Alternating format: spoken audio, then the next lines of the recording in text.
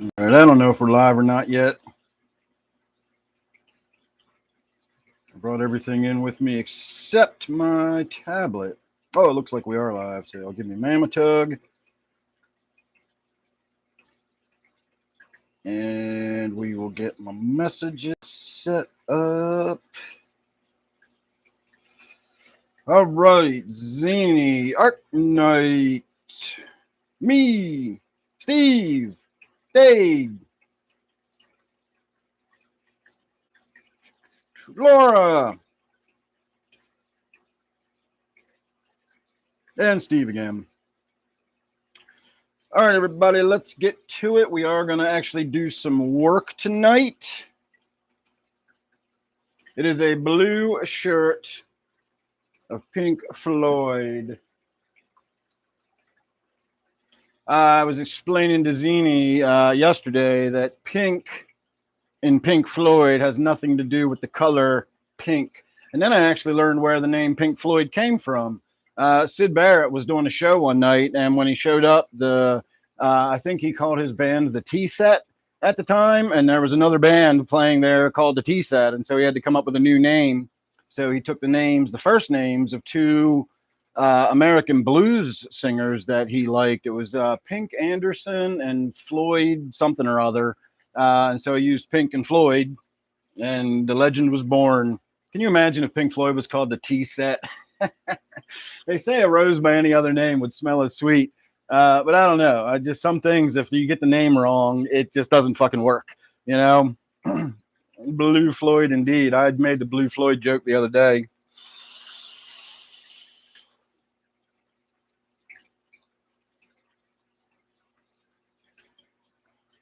Mike.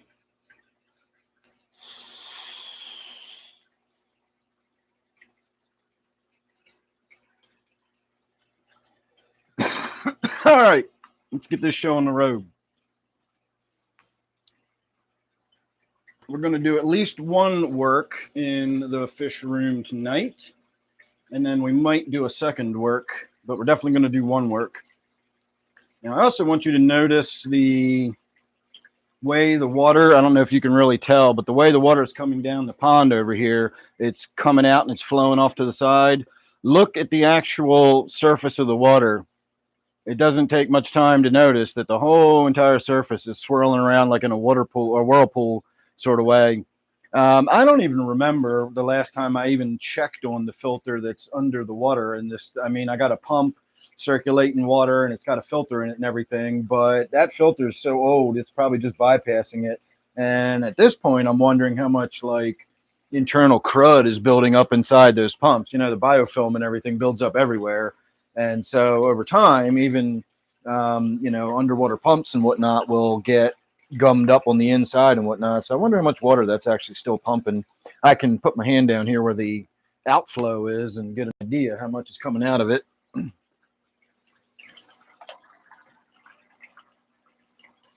Oh, it's actually still moving quite a bit of water. There was a rock in the way that was kind of preventing it from actually doing anything, but there we go. Now we're going to get some water flow.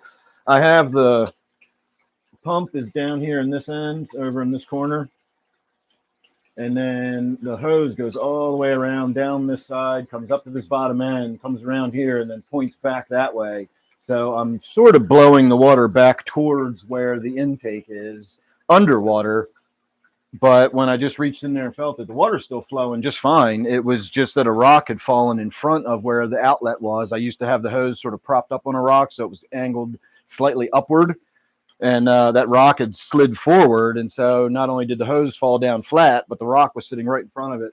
So it was still moving water. It just wasn't shooting it out into the tank like it had been before. So maybe we'll get a little more circulation going in the tank now.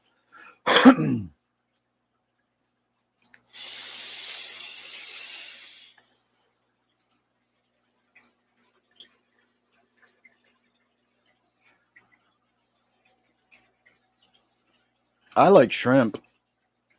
Duckweed's all right. Doesn't taste very good, though.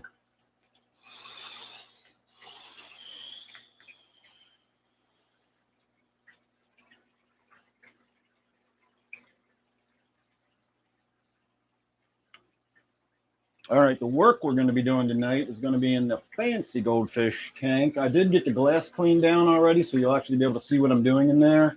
We're going to put the big siphon hose in there, and I'm going to do a gentle vacuuming and get some of the crud and stuff. As much shit as I scraped off the glass, it had to go somewhere, and I know it ain't getting picked up in the filters, and so it's probably just settled onto the bottom.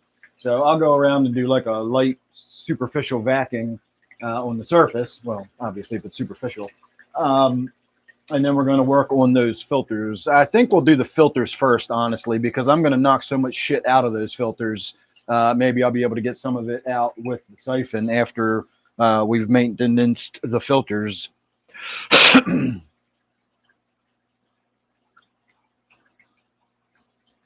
Duckweed probably is very nutritious. I put my skull cap on tonight because I was expecting to work out a little more than I did. I never really broke a sweat. Well, I kind of broke a sweat, but not the kind of sweat that needs a skull cap for. I only wear that to keep sweat from. It's like a modern version of a headband. It just keeps the sweat from dripping down my forehead into my eyes when I'm working out. And tonight, all I did was one set of sit-ups. That was my entire workout. I was busy coming in and out of here doing fish tank maintenance, and I was also trying to culture zini. If anybody wants to try to guess my music tonight, we got an opera night tonight.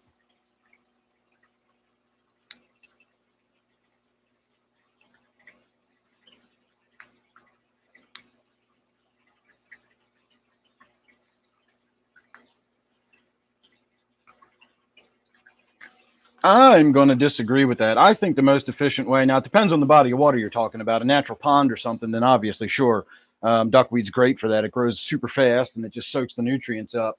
But for a fish tank, the most efficient way to remove nitrate is simply do a water change.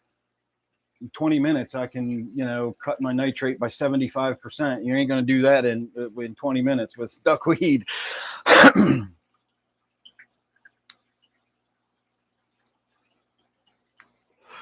No, I don't really think I listened to polka. Oh, this needs to go on the charger. Damn. Fortunately, I've got my other one.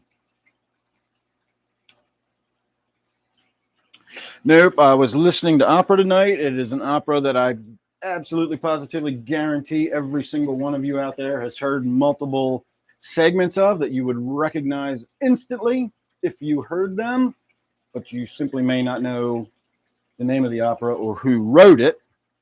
But if you're a very astute viewer that pays as much attention to my musical stuff, you will know that this is my favorite opera. So if you remember what my favorite opera is, you'll be able to just tell us. Otherwise, when we get a few more people here, if anybody wants to actually try to guess, I can throw some hints and clues out.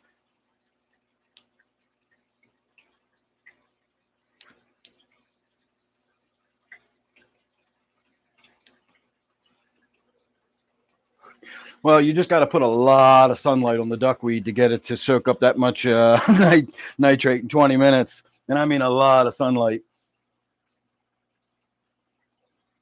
It is the Barber of Seville. I do enjoy the Nutcracker, but that is a ballet, not an opera. But my favorite opera is definitely the Barber of Seville. Absolutely fantastic. Hey, Shirley. I didn't even see who said that. I just saw the Nutcracker up there and responded to it. I don't know why I always miss your name when it pops up. Like there's some blind spot in my brain.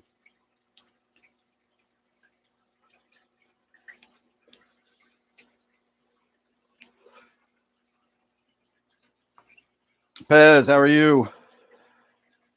Actually, tonight I'm puffing on my THC liquid. I learned a lesson tonight. You see how this thing's got massive air vents through it. I mean, you can see straight through the middle of it if I get the angle right. Anyway, I plugged it in and left it sitting on the charger, with the cord plugged into it, which plugs in right there near the top. And I let it sit there for about an hour. When I came back, the whole thing was like really warm from charging. And it was also really gooey because all that fucking juice like soaked through the cotton and, liquefied and ran down the sides of it. So I did my best. I licked all the juice off the sides and then I slurped as much out of the insides as I could. So I don't know if you're supposed to eat that stuff or not, but I got a lot of it in my mouth. There's one for you, Bob. And And so that was full a little while ago, and now it's down to looking like that. But it's pretty good stuff. It's really growing on me, actually. I wasn't too impressed with it at first, but I find that while it's a different sort of buzz than doing bong hits or whatever, it's still a really nice buzz.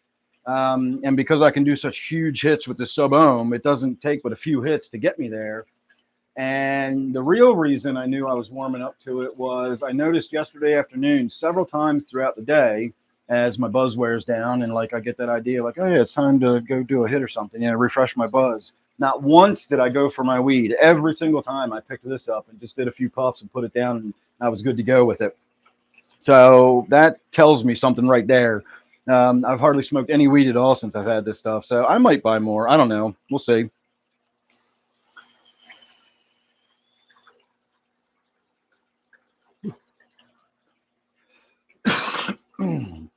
I'm considering drinking a little of my mushroom juice tonight. Oh, you know what? I forgot. At 6 o'clock, I ate a 500 milligram THC gummy. So let's see if that does something to me. You'd think 500 milligrams would do something. I ate it over 2 hours ago.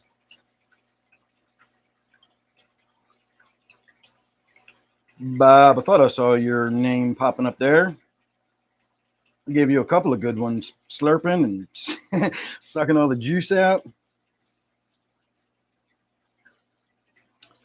All right, let's see. Just saying hi to everybody. I'm not missing anybody. Smart person, how are you?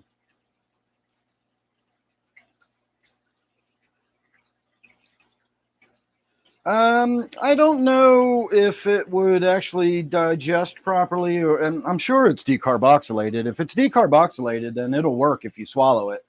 And the juice is just PGVG. It's vegetable glycerin and propylene glycol. I wouldn't drink propylene glycol, but just small amounts of it. The few drops I slurped out of there I don't think is going to be any big deal.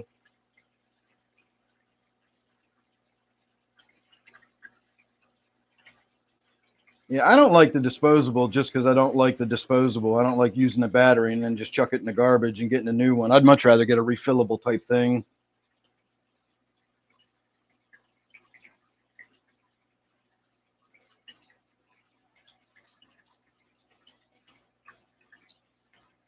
All right. I was actually looking at cartridges tonight at the treehouse, the place I get my mushroom juice, and they sell something that they were calling HHC. They had Delta 8, but they called that THC. And then they had this other stuff that said it was HHC. I don't know what HHC is. I'm assuming it's another cannabinoid. But does it do anything?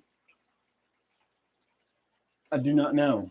All right, let me get the pond light turned out, and that'll cut down on some of the glare in here. That big bright thing you see is just this piece of pothos plant that I put in there and left. All right, let's feed the fish first, and then we're going to get to the filters. I have not maintained these filters in a very long time. You can see they're just covered in grossness, and they're backflowing, and I haven't replaced the filter pads in there, and God knows how long.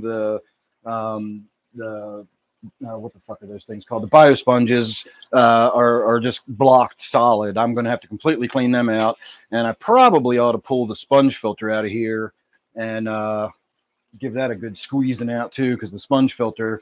Hang on a minute. Let me take you off your perch.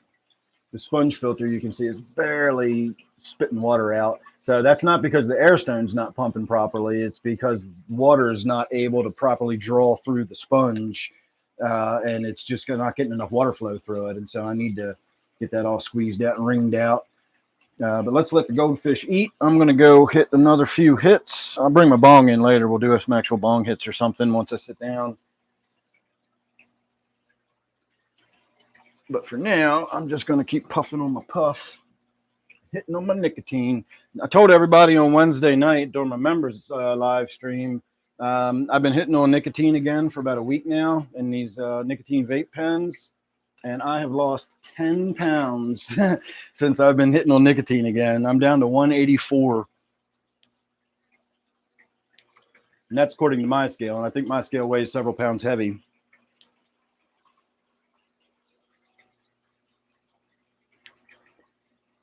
Oh, thank you. Hey, TK, how are you? Hexahydrocannabinol is a semi-synthetic cannabinoid that is hydrogenated from THC and the main psychoactive. So if it's hydrogenated from THC, what the fuck does that mean? Does it get you high?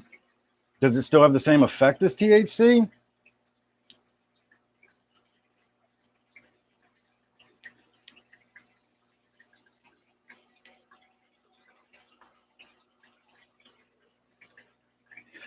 Yeah, I'm expecting the heart flutters and all that shit from all the goddamn nicotine. It's a really powerful stimulant, and if you have heart issues or whatever, you should definitely stay away from nicotine. And I have all kind of weird shit and thumps and pains and shit in my heart. I decided a long time ago, I'm hoping it just fucking blows all in one go, and I don't have to worry about it anymore. So we'll see. It would really suck if I just had a debilitating heart attack rather than just a fucking, widowmaker. All right, what do we need to do maintenance on that? I got my pads over there already. I got a bucket over there already, dear Liza. And maybe I should take a little bucket of water so I can rinse some stuff out in it too. Let me go get a bucket of water, dear Liza. Actually, I'm not even going to get a bucket. I'm not going to say dear Liza again either. Oh, shit. I guess I am going to get a bucket. No, I'm not going to get a bucket. I'm going to get this. That's what I wanted in the first place.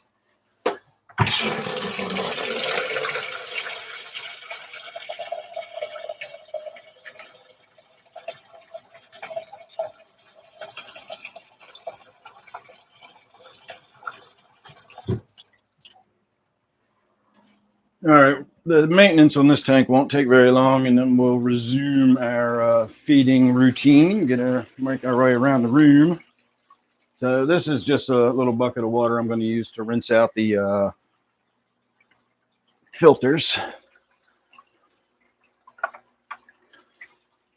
So I'll give you a look at each one before we actually pull it apart, so you can get a good idea of all the gross, grungy. So that's what this filter looks like. Your guess is as good as mine. It's the one the last time I actually did anything to it. So God knows how much crud's going to come out of that once we pull it out of there.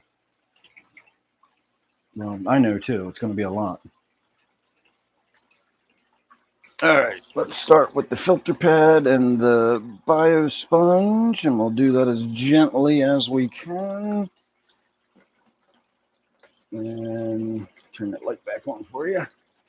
That's what the bio sponge looks like. And that is what the filter looks like. It was, sitting against that, so you can even see the shape of it. Pretty nasty. All right, the filter can go in the bucket.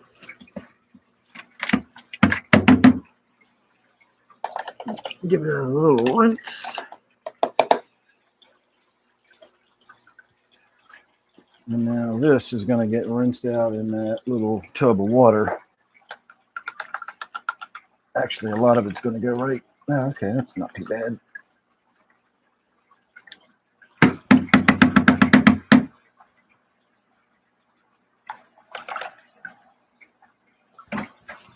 All right.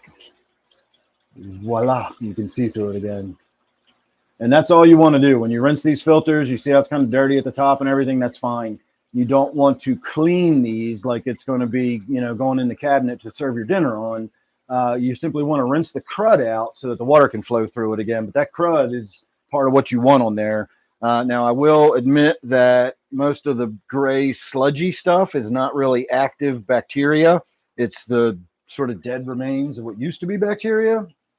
Kind of like the way coral sort of builds its colony out of its old dead cells. Well, that muck sort of builds up out of the, old generations of bacteria that die off as it reproduces.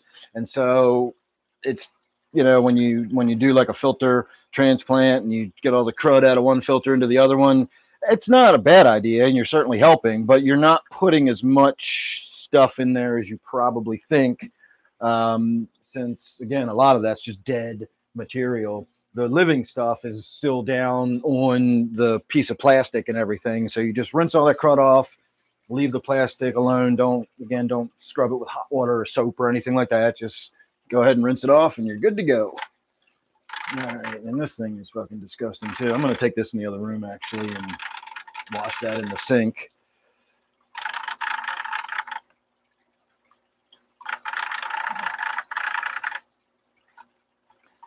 And that rattling noise you can hear is just the impeller in there still spinning. All right, that's a bunch of muck off of that. Let me go rinse this off and I'll be right back.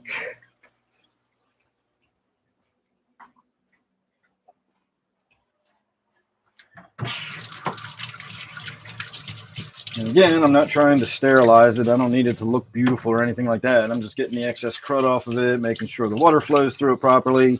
Because as much of that crud builds up on the outside, a lot of it will also build up on the inside. And so you got to make sure from time to time you really clean these out. You will get severely reduced flow if you let all that crud build up in there. All right, that's one filter down. All we got to do is put it back together. And then we got two more just like it. Well, it's one unit, but it has two. It's like a double wide. All right. Now, why is it not spinning? Probably so much crud in there, it couldn't spin.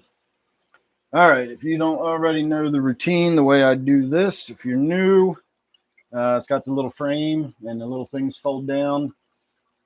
So what I do is just take a sheet of the batting material that I use for wiping the glass down. I also use it for filter material. Simply wrap it around the sides, fold it down to hold it in place, put the clip back on. And then it doesn't have to be closed on the back. You want to put it in this way so the water comes through. And as long as it's folded around and these slots go in, it holds it in place.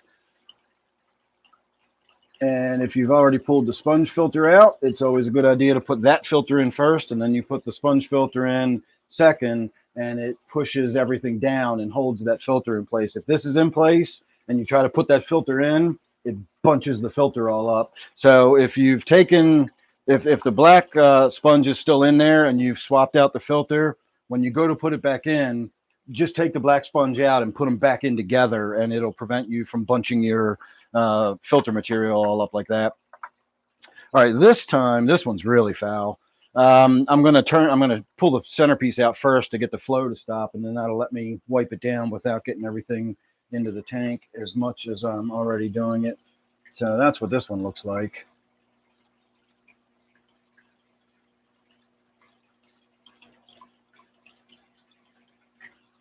Pretty gross.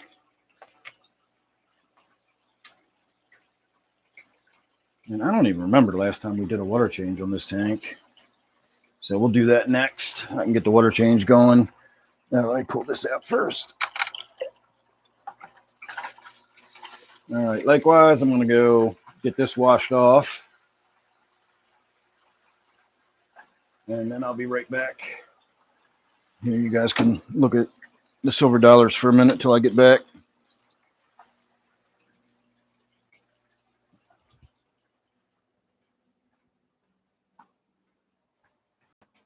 Dripping crud.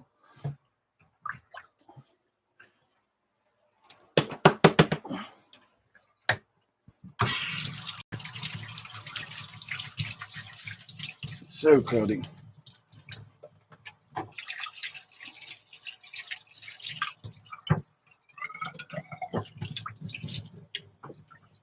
All right, that should do it. I can smell the cyanobacteria. It smells like a wet dog wrapped in old newspaper in a damp basement. Blah.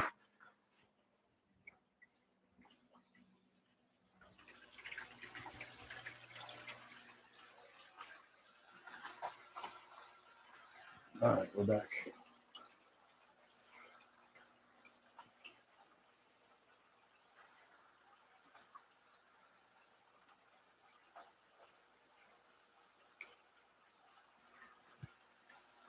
Likewise, we're going to pull one out at a time, nice and gently.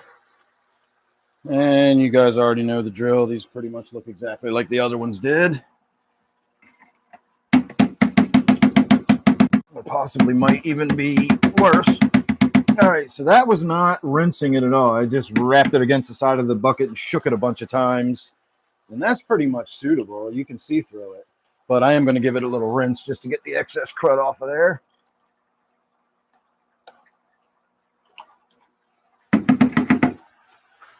All right, so set this somewhere. Pull this one out, do the same thing. Oh, this is so gross.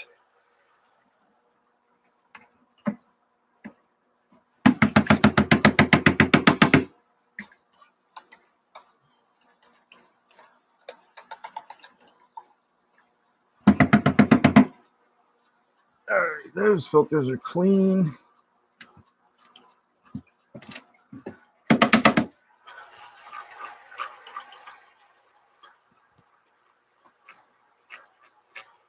All right, same deal, just wrap it around, wrap it around. All right, that filter's ready.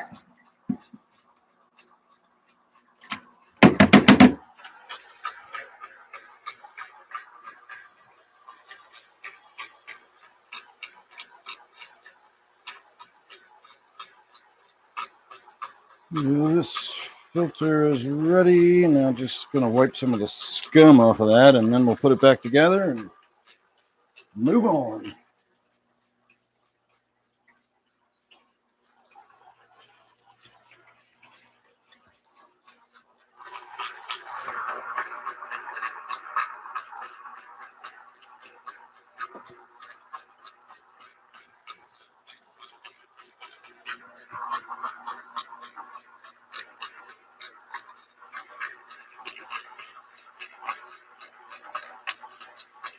Well, I kept most of it out of the tank.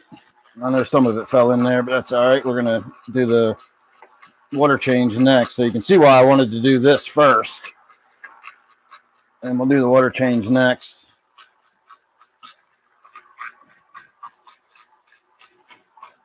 All right. So we want to put this one in first.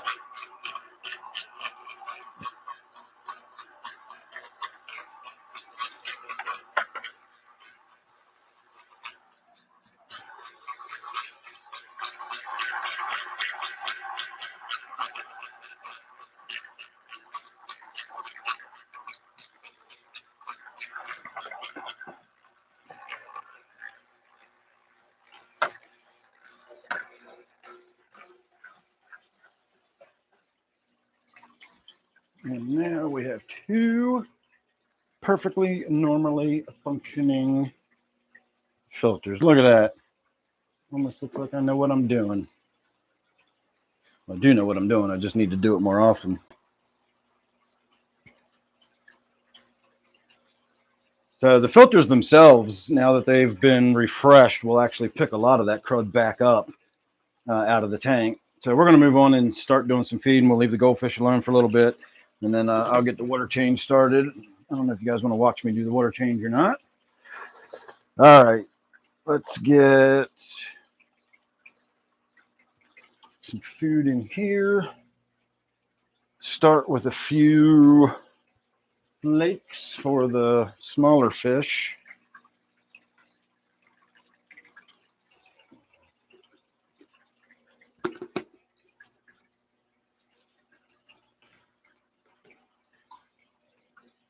I'll turn that light off in a minute. What the hell is glaring on that? Is that me? No, it's probably the pond. Yeah, your light's not even on. That was the pond you were seeing glaring. All right, let me get caught up on a few comments here. Well, actually, let me throw the rest of the food in there, and then while they're eating, I'll get caught up on the comments. So I usually throw some flakes or vibra bites in so that the minnows and sunfish and whatnot, angelfish can get some food. And then these are broken up bits of algae wafer. And you can see how aggressive that pearl cichlid's getting. Not necessarily aggressive as far as like towards other fish, but he used to be really shy when feeding time came, and I always had to make sure I got food down at the end of the tank where he was hiding. And now he's not shy at all. So I don't have to worry about him getting any food. Obviously, you can see he's growing like a weed.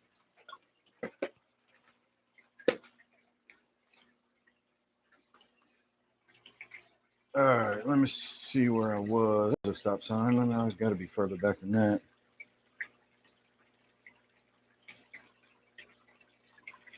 All right, I got to be somewhere back here, way back here. Good grief. It'll take me forever to get caught up.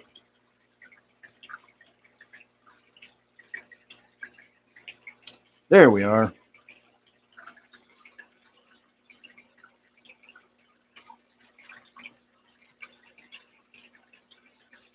Yeah, I bet it does show up positive on a drug test. I bet any cannabinoid would show up on a drug test. CBD would probably show up on a drug test. Yeah, I'm going to do a water change.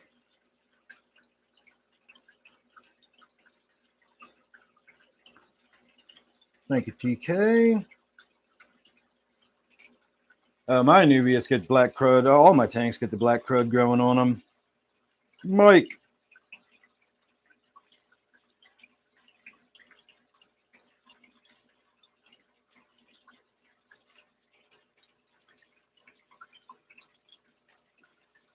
All right, let's see. 3G, hello. Yeah, I don't mind the blackbeard algae and then the black crud and stuff like that growing in fish tanks. It looks normal to me. It looks natural.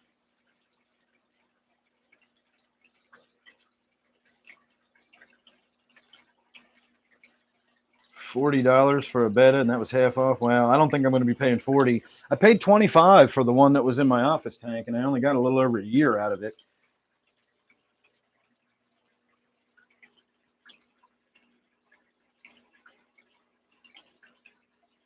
Mel.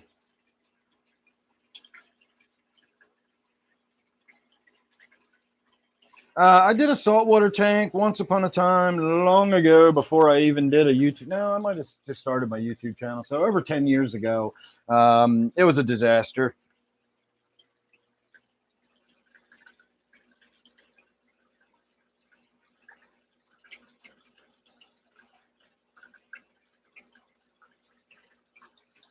Yeah, rinsing the if you rinse the black filter sponge in your sink water, if you have city water and you have chlorine or chloramine or something in your water, a lot of people will say don't rinse your filters in that water. It'll, I can't speak from personal experience because I'm on a well and I don't have anything in my water like that. However, I always suspected that the very brief exposure to just getting rinsed under your sink and then shaken off and put back into your aquarium probably doesn't have enough time to kill anything substantial. You may lose, some bacteria, but the amount you're going to lose is nominal.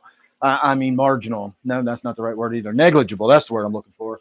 The amount you would lose would be negligible. It just wouldn't matter.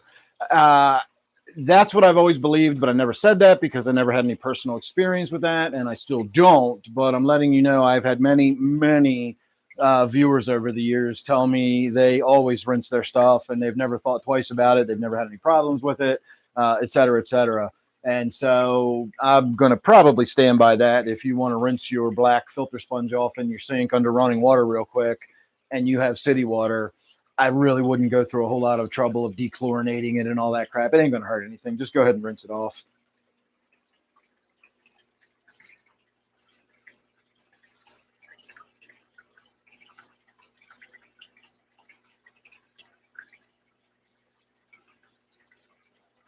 Yeah, the fish police are going to come get you for saying that. See, I don't worry about shit like that. I say what I say, and if people don't care, have a problem with it, that's their problem, not mine.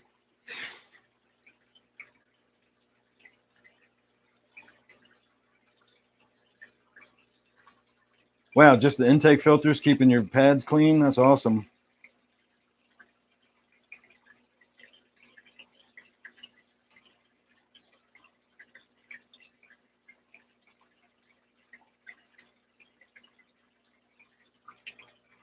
Oh, that's awesome, smart person. The free food scuds.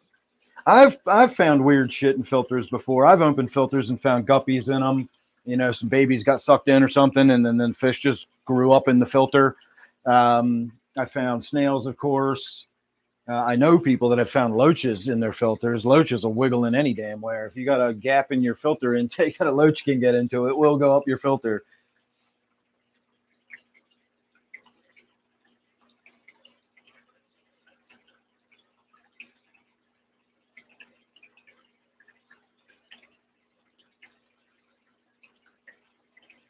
Bacteria crash from putting a microfilter in or a polishing pad? Well, flip it back off there, Art. Although I guess I can't probably see you.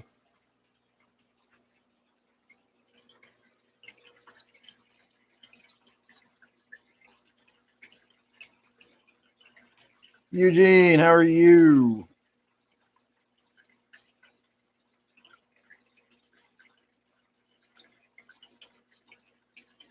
All right, I am trying to get caught up here. Oh, I'm caught up.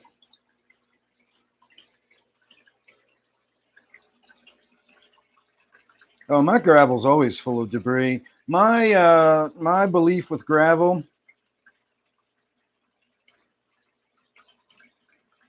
Thanks, Zini.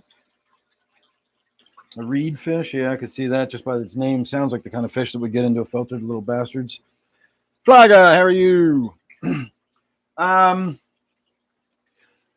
With my substrate, and we will see this when we get back to doing the work in the fancy goldfish tank. Although I do have to say the gravel that's in the fancy goldfish tank is real river gravel. I collected myself from a river here locally.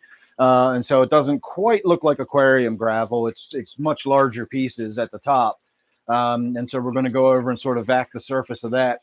And that is my sort of thoughts on gravel vacuuming. I'm definitely not a scruncher. I do not take the plastic crunching it down into the gravel. I absolutely understand. It is super satisfying watching all that black stuff just rise up through the pipe and then get sucked out of the hose or whatever. It's awesome. It really is. It's a fantastic feeling like you're really doing something in your tank. And you are doing something. You're doing damage.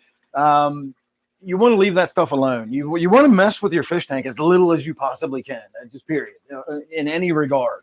No matter what it is, the less you do to it, the better your tank is going to be.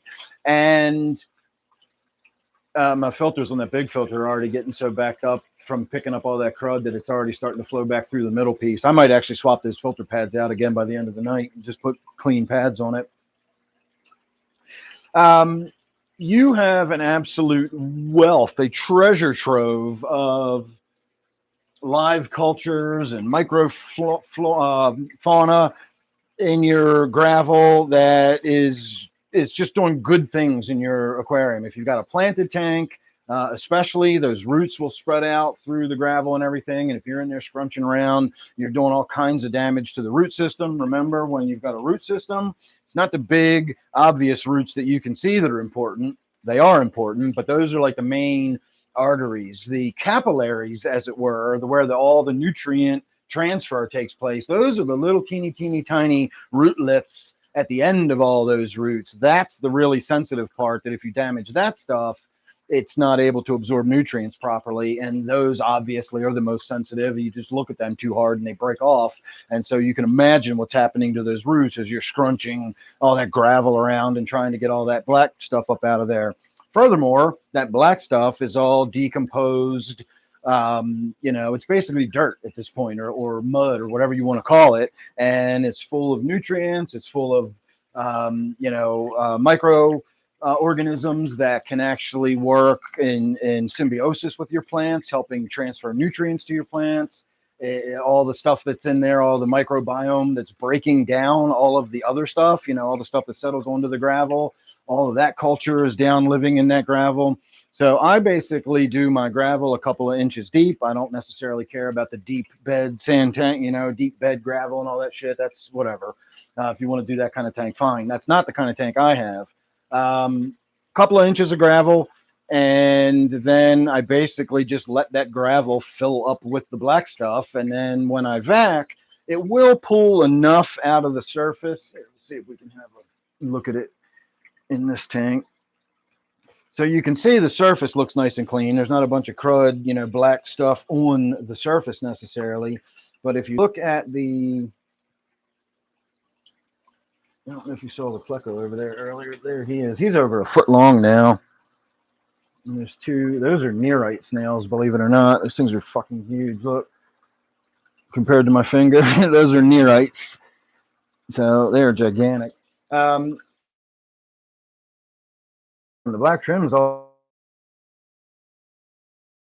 that you see in there. See that line of darkness under this gravel? That's good stuff. I don't want that out of there.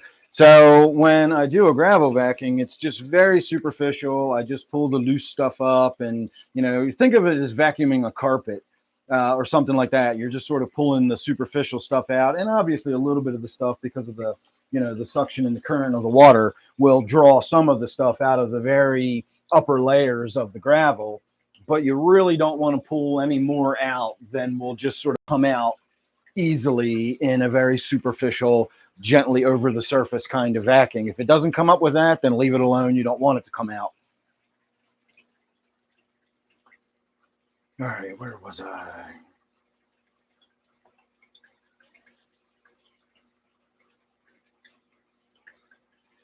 All right, thank you for the stop signs.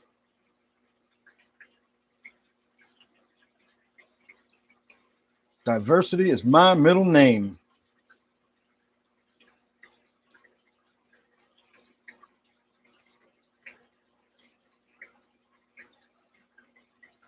Yeah, there you go, Mike. Get some stuff done.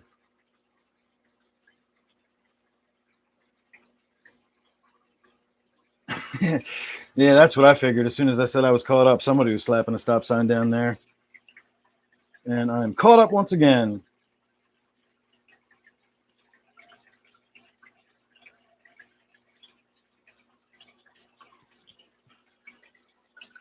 Yes, those were big nearite snails. Oh, that's an interesting one, Fly Guy. I'll never see that. Although maybe I will. But I appreciate the effort, and I like your creativity. Or is that the only thing you could find?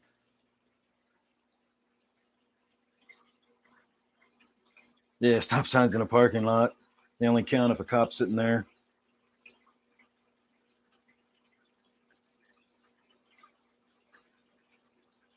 All right, there you go, Fly Guy. I'll see that.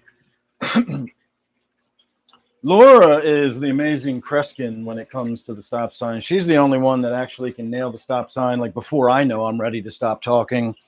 Anybody can throw a stop sign out there when I ask for one or whatever. But Laura always had one at the ready. I was getting ready to say something, and blam, there's already a stop sign in front of me. Like the amazing Kreskin. Look him up.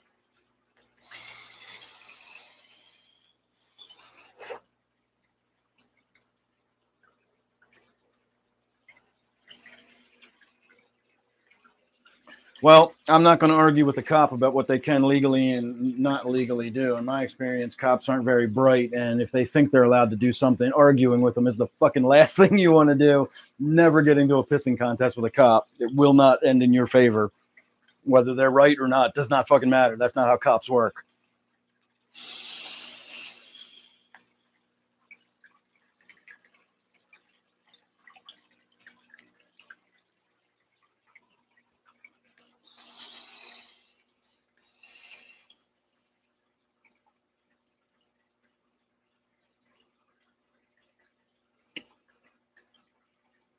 What kind of fish do you have, Fly Guy? Some tanks, you know, depending on the kind of fish, just having a single fish in them is kind of ideal.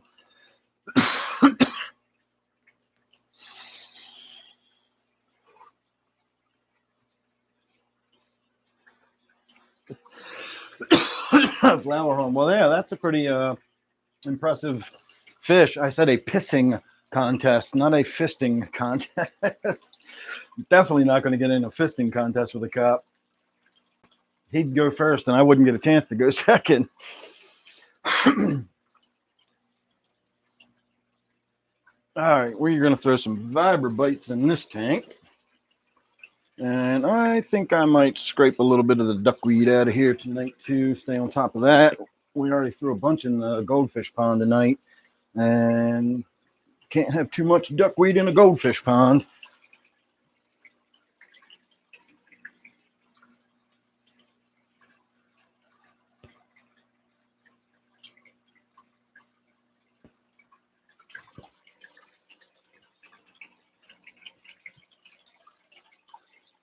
All right, we'll let them do their thing for a minute. When they're done feeding, I'll go ahead and scrape some of that duckweed out of there.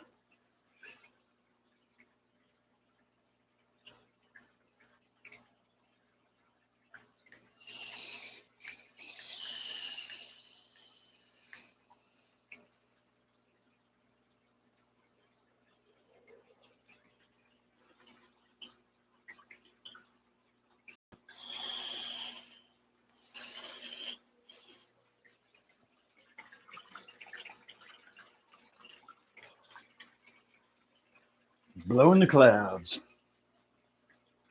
This stuff's really good. It's French vanilla.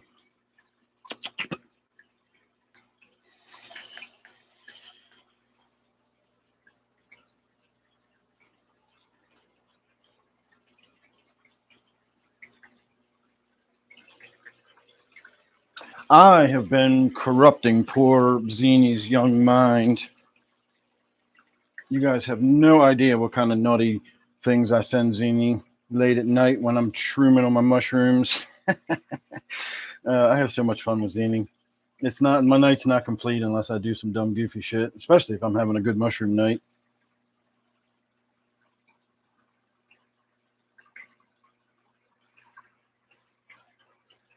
All right, that's not as much as I wanted to pull out of there, but it'll do.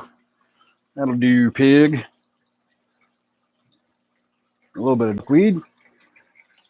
And we will bring it over here and put it in the pond. So that's their second big batch of duckweed tonight.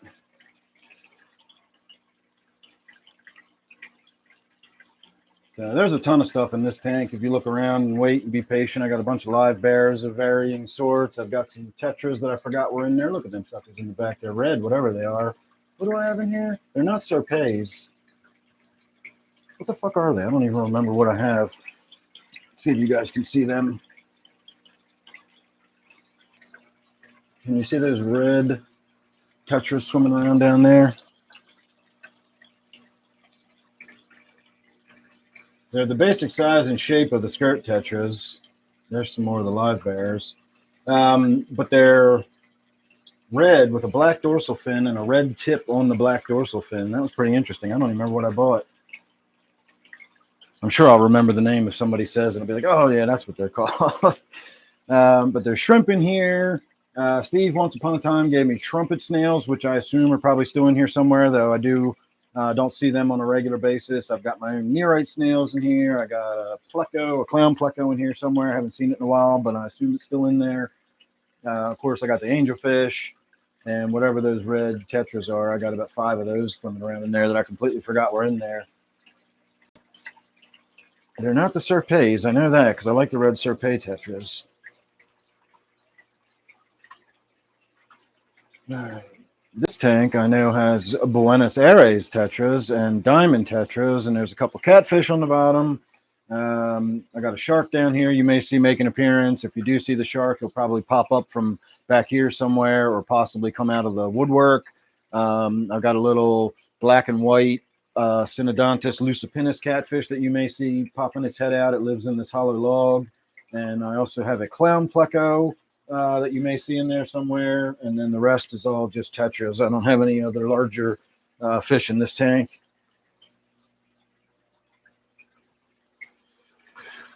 All right, what are we going to put in there? Let's just stick with the Vibra Bites. The Vibra Bites make sure stuff gets to the bottom, and so those other fish, I definitely know, will get their food. But they do swirl around the water column as they're making their way to the bottom, and so the Vibra Bites are kind of good for everybody. If you really want to make sure you get stuff to the bottom, I feed granules because the granules will make their way slowly enough that the column feeding fish will certainly get their share as it's raining down through them. But a lot of it gets to the bottom when you use the granules. You can see the how the vibrobites float down so slowly. The fish have plenty of time to pick them off before they get to the bottom. Hey, that works, Art. All right, let me see where I was last time and get caught up again. Yeah, flowerhorn would be a good single fish. That'd really stand out.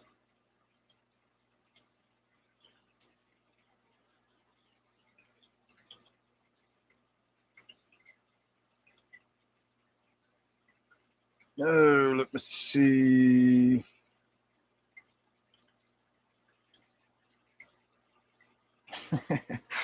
I break poor Zini's head, giving that man an education.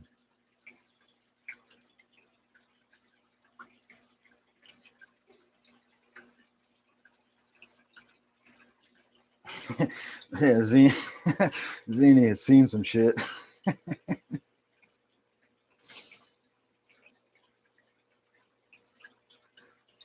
I don't really have a lot of BBA in the tank we're looking at now. The other tank is actually looks clean, and that's usually because I believe the duckweed on the surface soaks up so much of that light. I don't have the excessive light shining into the tank like I do on my other ones.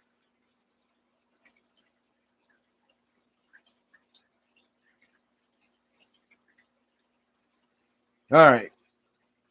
I am now caughteth up once again. Oh, my other nicotine pen is charged up, so now I can take a puff of this. This is my good shit. This is 55% nicotine. So this shit packs a wallet. The other stuff is a mere 48% nicotine.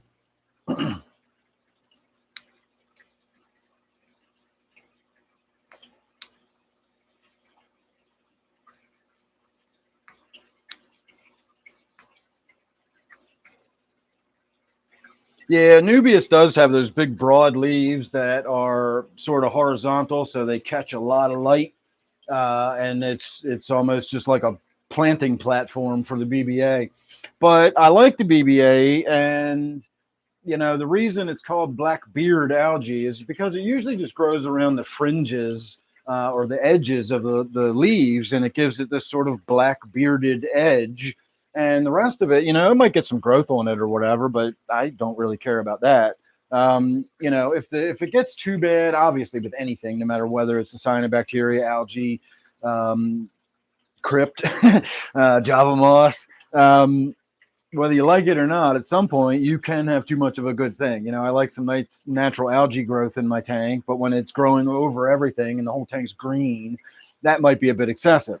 If I've got blackbeard algae or cyanobacteria that's growing over the surface of leaves to the point where it's blocking the light and the plants aren't getting the proper lighting they need, it's time to do something about it. But as far as just the growth and being there, as we'll see in the next tank, we've got a lot of growth in the next tank we'll be having a look at. I need to wipe the glass down in that one too. In fact, we can do that. Once I get to that tank, we'll go ahead and wipe the glass down on my gourami tank tonight so you guys will get to see in there a little better.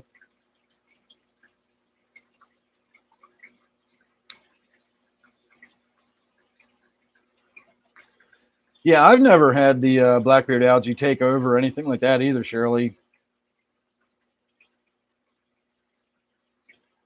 No, I've never had it cover anything. Now, green spot algae is a different story. Green spot algae is it's nefarious. I hate that shit. First of all, it only starts out as green spots. If you just let it grow, those spots will join together. And if you get that growing on your Anubias, it will completely cover the surface of the leaves with this dark green algae that looks like cyanobacteria, but you can't peel it off. So if it's cyanobacteria, it will peel off. It usually peels off in sheets. That is how you know cyanobacteria is cyanobacteria. And then, of course, there's the smell, whether it's the red or the green. The red is really bad, but the green still has that musty, wet dog wrapped in newspaper kind of smell. So that's how you can tell cyanobacteria. The green spot algae, if you just don't really notice over time, those little spots will spread and get bigger and bigger, and eventually they just create a complete covering on the leaf, and you just can't get it off. If it's on your glass, you need a razor blade or something to scrape it off your glass. It bonds to whatever surface it's on. There is no algae in the world that hangs on like green spot algae. And again, if you let it go too wide, it will join together and become blobs of green. I've had that on my glass like that, where the spots were joining together before, days gone past, suffering from periods of depression or whatever. It was just to get it off the glass was a chore. And then, of course, it's all floating around in the tank. And so green spot algae is the one that is my nemesis. Well, that and hair algae. I always have a problem with hair algae, too. Hey, Chris, how are you this evening? Kendra, my dear, how are you?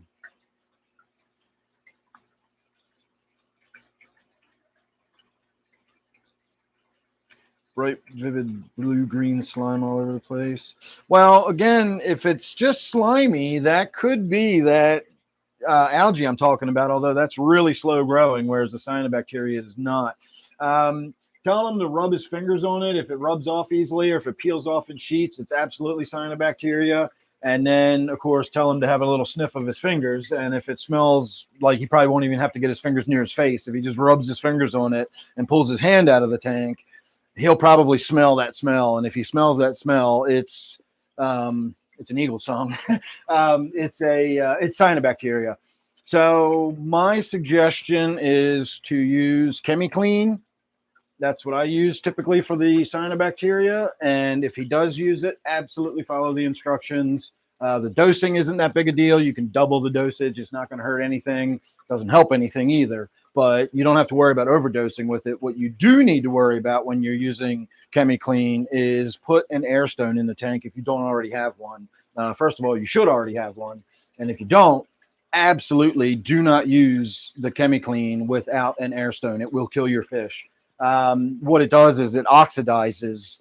It not only oxidizes the cyanobacteria, it oxidizes a lot of crud that's in your tank. It'll actually just clean your tank up of a lot of stuff. And so it's not a bad idea to dose your tank with that once a year or something if you want. Anyway, it oxidizes whatever it's killing. That's how it's killing it. It's oxidizing it. And to oxidize, you need oxygen, and it gets it from the water column. And so if you put ChemiClean in your tank, it's going to suck that oxygen right out of your tank. And if you don't have an air stone in there, facilitating gas exchange, allowing for gas exchange to happen as rapidly as possible. The only time I ever lost a fish using ChemiClean was the one time I did not use an air stone, and I had 2 fish that were dead the next morning.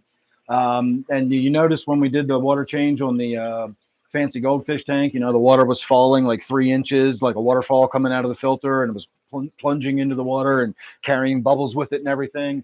That's how the tank was. And I just thought that's got to be, enough aeration and water circulation and whatnot. And I still had 2 dead fish in the morning. So that is the one and only time I've ever used ChemiClean without an air stone.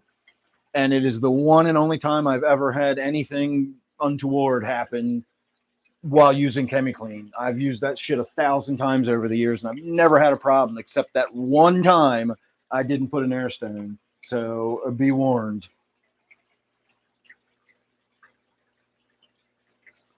Oh, the Keystone Clash. That's Pennsylvania. When you said key, my brain went straight down to like the Keys, the Key Largo or whatever. So I didn't even notice it's the Keystone. So you're just north of me. No, that explains why you were in my neighborhood the other day.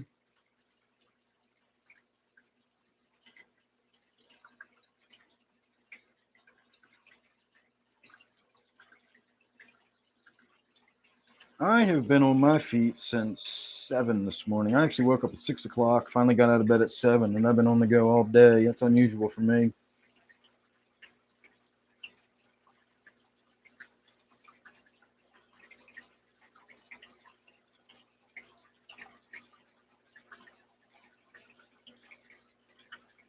What are diatoms? Diatoms are a type of algae that build little silica shells around themselves, and it will appear as like a brown dusty sort of stuff. It wipes off really, really easily. Most new aquariums will go through a period of diatom explosion. I no idea why. To this day, I've never figured out what's going on. I'm sure it's chemistry. It's got to do with you don't have to have silica in your water. The diatoms will do something with what's in your water, and they will make silica out of it. And so, because I've got a silica test, I've actually tested my water for silica to find out why I kept getting the diatom algae. And of course, it turns out that's just part of a new tank sort of growing into itself. It might be 6 months old, and then suddenly you'll start seeing the diatoms. I usually find that you go through your cycle period. Once the cycle's really done and ready and the tank gets up and going, you got a month or two, and then you're going to start seeing the brown growing on everything. Don't worry about it. Just kind of wipe it off the glass as need be or whatever, and don't freak out about it. It will run its course, and it will just go away in a month or so. It'll take a little while, but it will just go away on its own. If it's a new aquarium, if you've got an established aquarium, and then suddenly you're having an outbreak of diatom algae, I'm not really sure what to tell you about that one. I've never really seen it other than, excessively, other than in those new tanks. I do get some of it in my my 40 over here that we're going to be looking at shortly, but it's a very small amount. That smell that's around you. Another thing you might want to do to reduce cyanobacteria is if he doesn't have an air stone in his tank, put an air stone in his tank. I find that helps.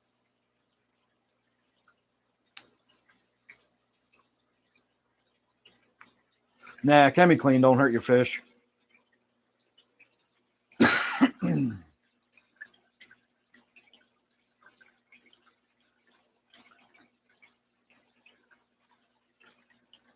Oh, thank you, Laura. Nice little shout out there. As Laura said, if you're not already a member and you'd like to be a member, you can join for $2.99 a month. We do a Wednesday members only live stream. I've got a Discord server associated with the channel. And there's like emojis and badges and stuff if you're interested in that kind of stuff.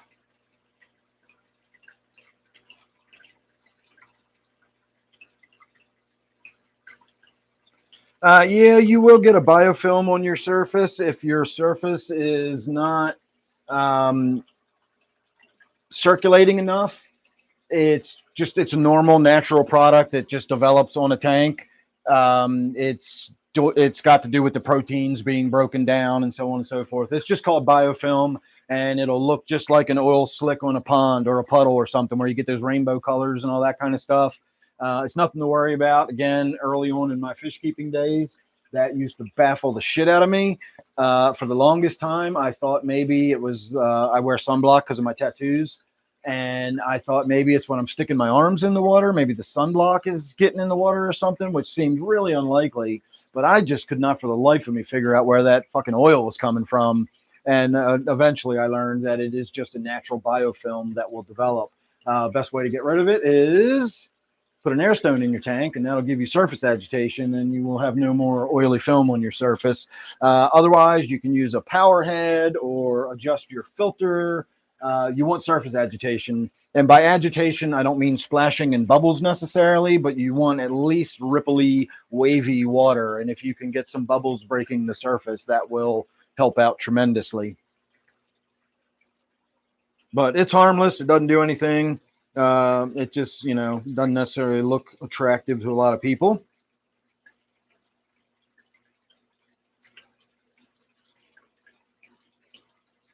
Yeah, you got to be a fish nerd if you're getting married at a fish show. Derek, hello. How are you this evening?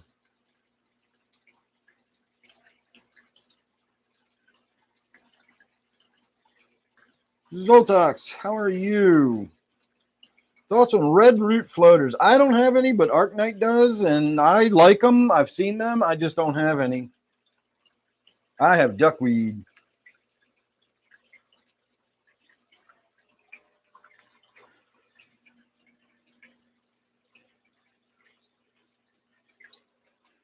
No, Derek, I don't have to do all that stuff. I have well water, so I don't have to do any kind of treatment or anything to my water. It just comes straight out of my tap and right into my tanks.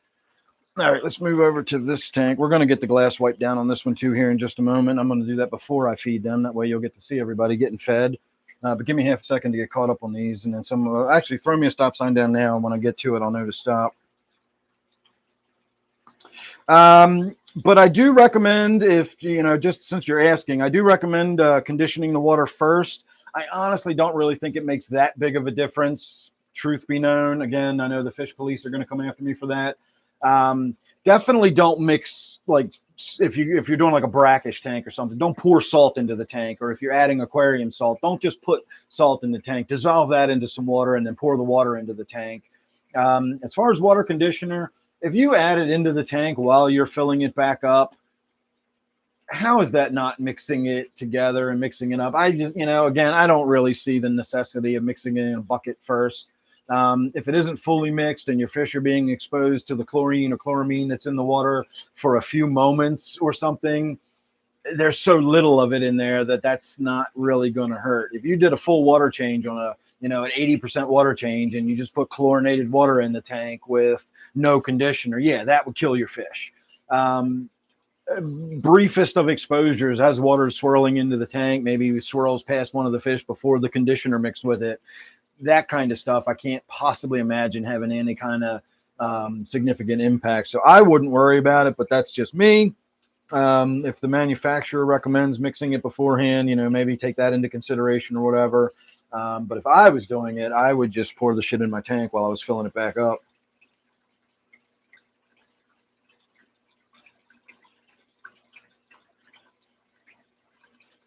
Yeah, I would think any surface floating plant likes a lot of light.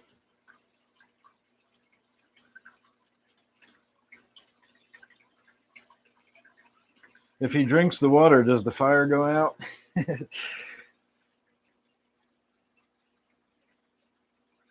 Kane, how are you? Watching on TV. Nice. Oh, thank you, Fly Guy. I'm going to go a little bit past that because I got a couple more comments. If you want to throw another stop sign down, that'll be perfect.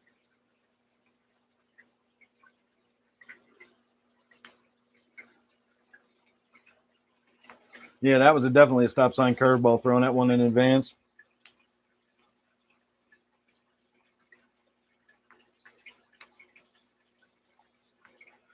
Oh, that's a good point, Fly Guy. If you didn't read that, Fly Guy makes the point that if you're doing a water change, let's say you're doing a 25% water change, if you mix the water first in a bucket, you only have to treat that 25% worth of the water. Whereas if you were just dumping it directly into the tank in, say, a 55-gallon tank, you would have to treat for 55 gallons rather than simply treating for the, if you were doing a 10% water change, it'd be 5.5 gallons. It would take a lot less treatment if you do so beforehand. That's an excellent point. I never even thought about that.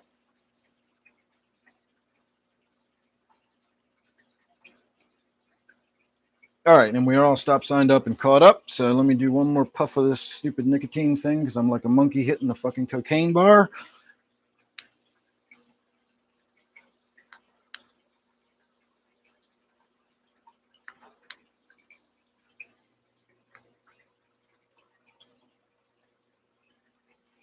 That was just nicotine. My nicotine pens are little teeny tiny compared to my big ass sub-ohm weed pen. It's not even a pen, it's a mod. All right, we're gonna flip this all the way open.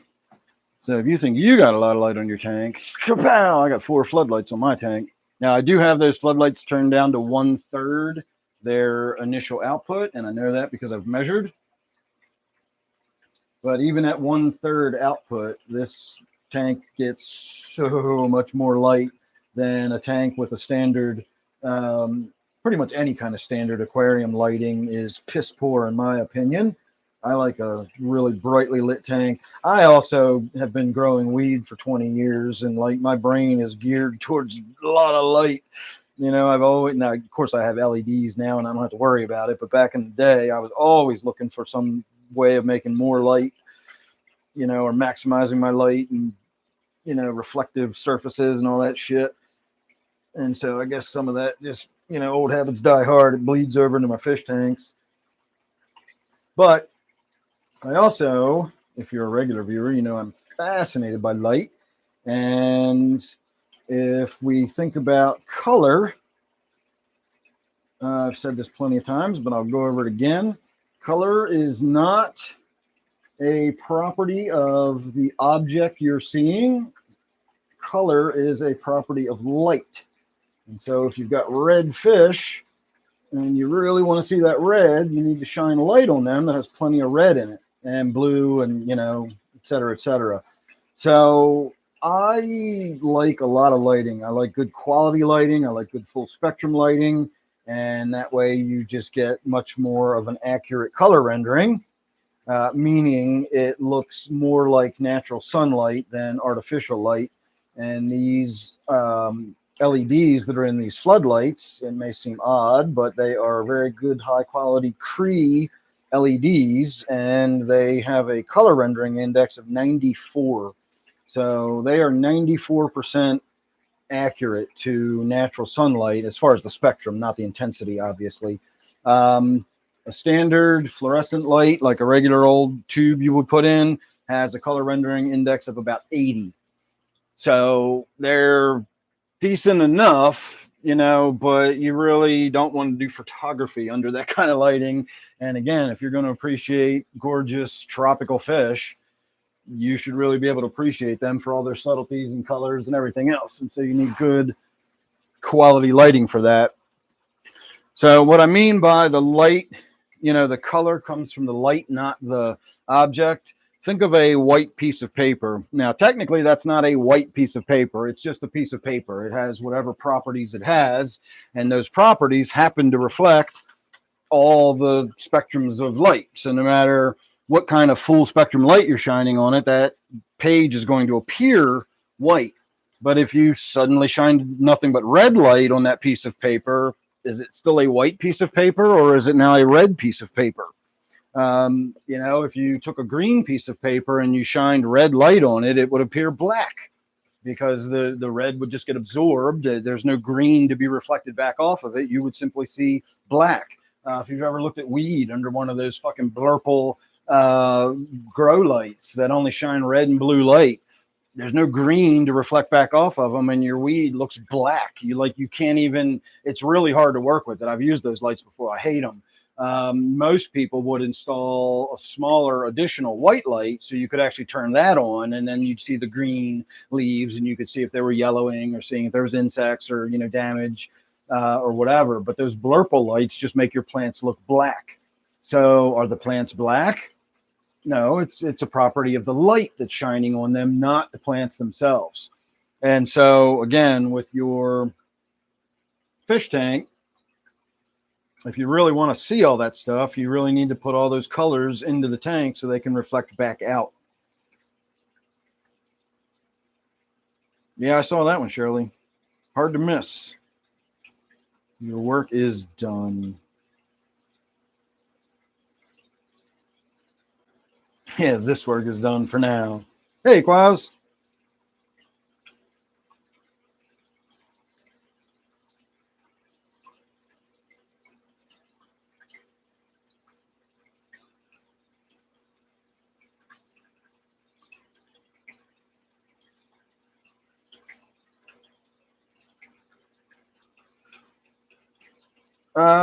Not sure what the WW and the CW are. I know what the UV and the RGB is.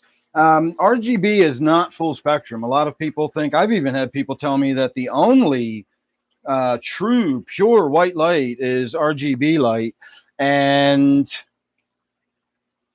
it's not even close to, it's a very narrow spectrum of red. It's a very narrow spectrum of green, and it's a very narrow spectrum of blue, and that's the only light that's in there. That is not full spectrum. It's not even close to full spectrum.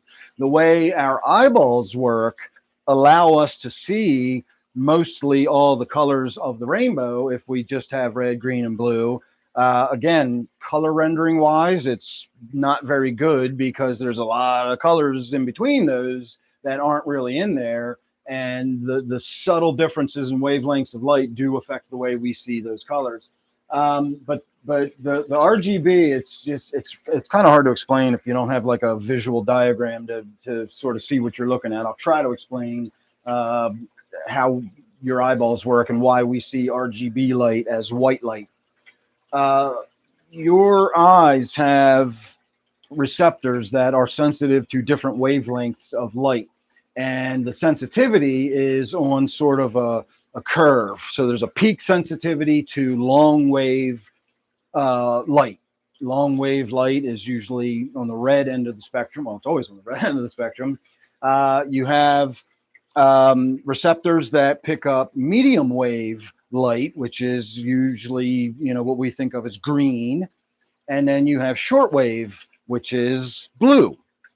And so the way those sort of waves overlap each other, the red overlaps the green, and then the blue and the green sort of overlap, but the red and the blue don't overlap.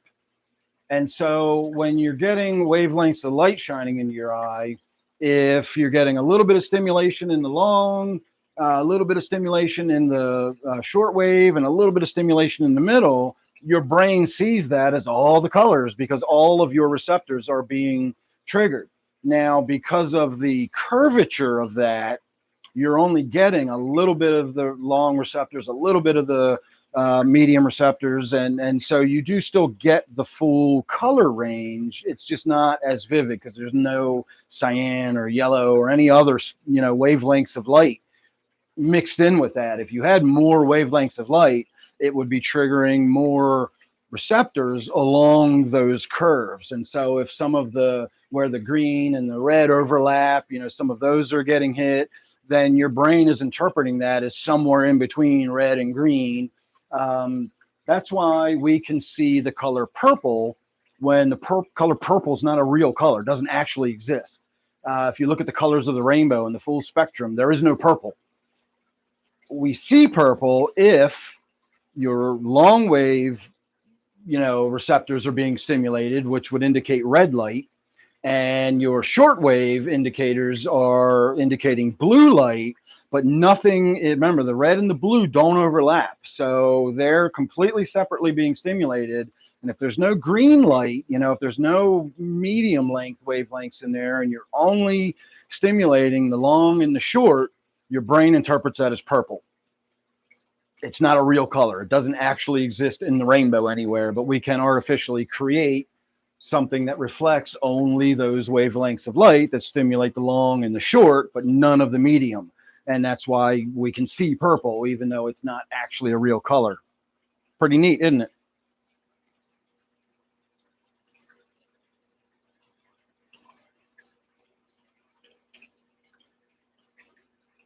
Did you think about the universe on Friday? Oh, warm white and cool white. I got you. Yeah, I don't know why I didn't pick that one up.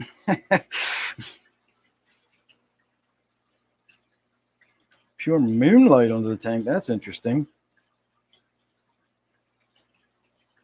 I had an internal filter on one of the really, really early tanks I bought because it came as a kit and it came with the internal filter. And I used it long enough until I could get an external filter because A, I don't like the way that internal filter looks hanging in the tank. And B, I don't like the fact that it's taking up space inside the tank. I try to hide my plumbing. I let weeds and shit grow on the electrical cords so they don't look like electrical cords. I don't really want the stuff in my tank to, look around. You don't see a lot of plumbing in there. The filter intake is all the way over in the corner. The spray bar is up at the very top. So having a filter just hanging into the tank like that is not really my style of fish tanks. Fish Tropic, how are you?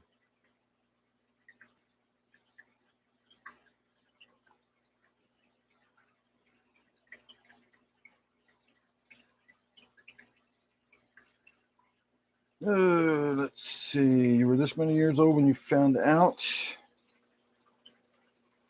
Yeah, our brain definitely fills in the gaps in colors.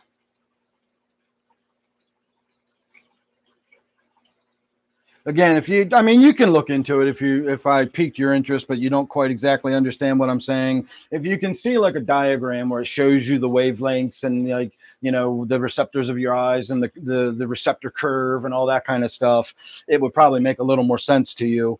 But the main takeaway is that RGB light does give you enough of what we can call white light that you can see all the range of colors for the most part. You're just not getting really, really good color rendering like you would with full spectrum sunlight that's got everything from ultraviolet to infrared and everything in between.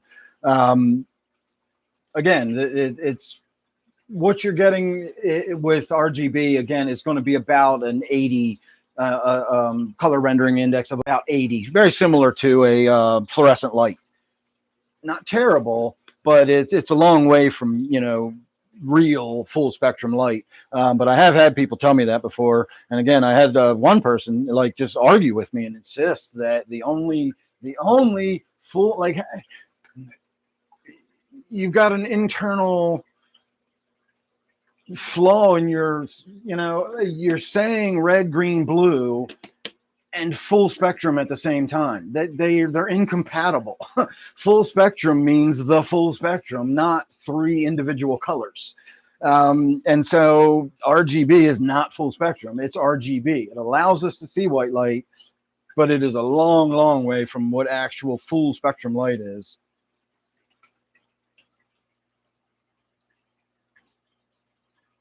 So why physics like purple is even more metaphysical. Purple is the color of kings. And it is also the best color, and it's my favorite color, and that's why damn near everything I buy is fucking purple. I'll buy shit I don't even need if it's purple. I'm a sucker for purple. You want me to buy something? Spray paint it purple. Go to the store and come home with a box of tampons because it's in a purple box. Well, maybe I might think twice about that. I don't really need these.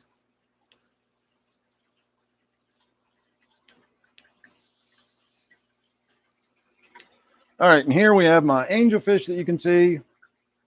I'm down to 2 tetras. I have 1 black skirt tetra and 1 red-blue Colombian tetra. And then on the bottom of the tank, let me point you downwards a little more. I have 5 striated bodias, and I also have a clown pleco in this tank too. I like the clown plecos. And if you'll notice over here, that is one of my very few pieces of artificial stuff in the tank. You can see it's a cichlid stone. It's got the hole in it. That's a fake stone. It's made out of ceramic. I have 1 or 2 pieces of wood that I purchased way back in the day. And then again, in this tank, this tank doesn't even have real gravel. This tank has plastic gravel. You can see the spots of blue and green. I deliberately left some of the clown barf gravel color in there just as sort of an homage to my early days, because I certainly went through the, you know, whimsical bright colors. And, you know, I definitely had this tank was definitely a clown barf tank at one point in time. And so when I cleaned all the clown barf out and put the black gravel in, it's still the fake gravel. It's just like a really dense foam that's like painted black with vinyl or something. I don't know. It's a weird kind of paint or coating on it. But I've cut them in half before, and I mean, you can press them with your thumbnail and dent them. So they're not real stones. It's fake dense foam. But that's what is in this tank. And then, of course, like I said, you can see that cichlid stone there.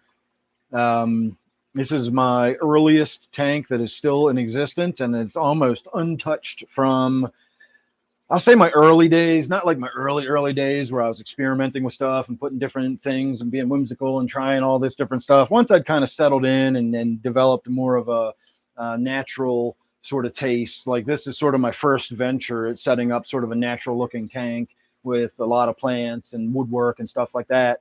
And it's sat there ever since. I haven't done anything to this tank in a very long time. And I don't intend to. All right, let's move on. I didn't realize it's almost 9:30 already. Holy crap, this evening's flying by. So I guess I'm going to drink some mushroom juice. I better do that soon. All right, this tank has 3 unidentified minnows that I brought home from the reservoir one day. And it has 2 discus that are probably still hiding in the back out of terror from the water change and glass cleaning I did this evening. So let us throw some Vibra Bites in here. And we'll see if the discus don't come out. And I definitely needed a razor blade on the glass in this tank. It was so, I mean, even then I had to go over it several times, and I could still feel like you know, when you're going over it, you sort of feel it like going, you know, like picking pieces off. I went over it and over it and over it, and it still didn't feel smooth. So it's probably going to grow back quickly. I need to remember, I put a switch on this forward light. So you saw me just turn it on. So when we're looking at it, you can see it like this. And then when we're done looking at it, I need to remember to turn the damn light off. I left it on the other night, and it's been on for several days. Oh, there's one of my discus creeping out from his little cave right there in the middle.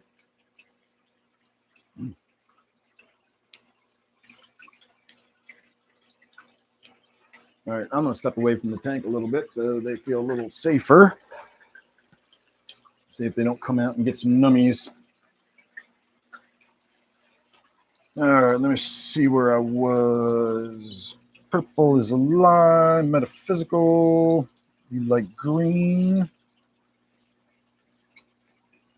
Oh, I got so much purple stuff. I don't speak the Ruski.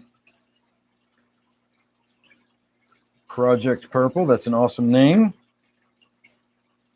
He was obsessed with his cousin. Well, that's weird. If he lived in Maryland, he could marry him.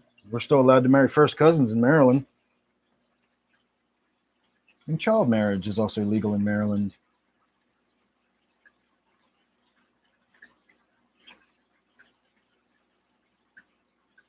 Well, what about white, Bob?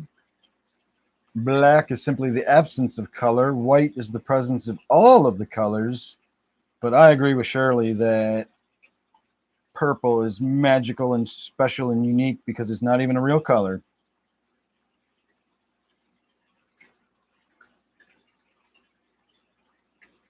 Yeah, I've seen a lot of videos like that. Laura, teach you how to shave, teach you how to tie a tie. It's good. I think that's awesome.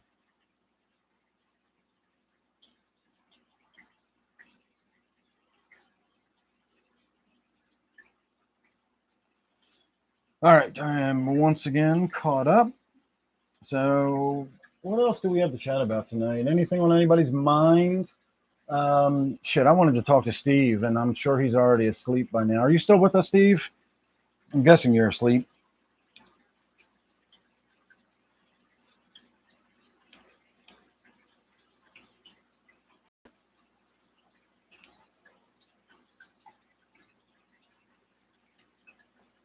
I put the power heads in the corner of my aquariums. Well, when we get to the next aquarium, I'll show you.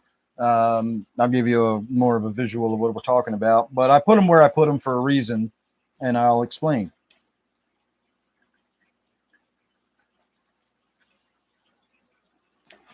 In fact, let's move on because we still got more tanks to do, and it's already 9:30. All right, I'm going to set my. No, I'm not. I'm going to say I'm going to set my pen on the edge of my pond, but I've already got 3 electronic devices at the bottom of Pretty Boy Reservoir, so let's not have one at the bottom of my pond. All right. If you see this, it's kind of hard to tell, but that little sort of black area in the corner is a little power head, and it's blowing that way across the back and across the bottom.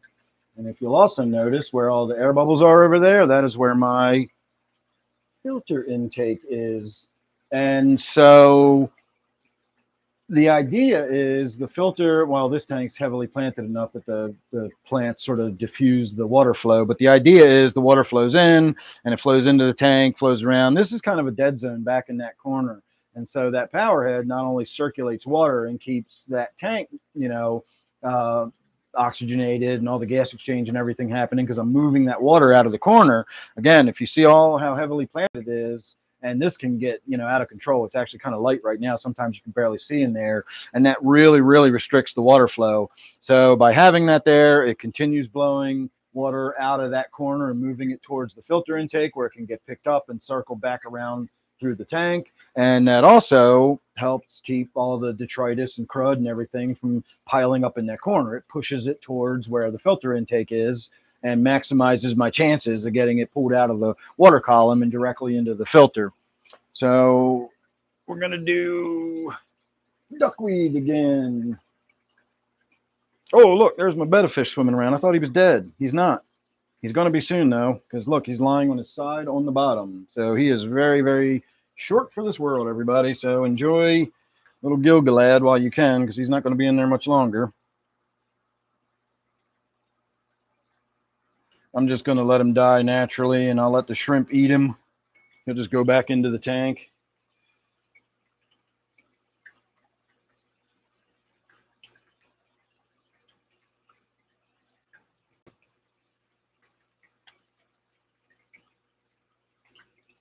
All right, that's probably enough.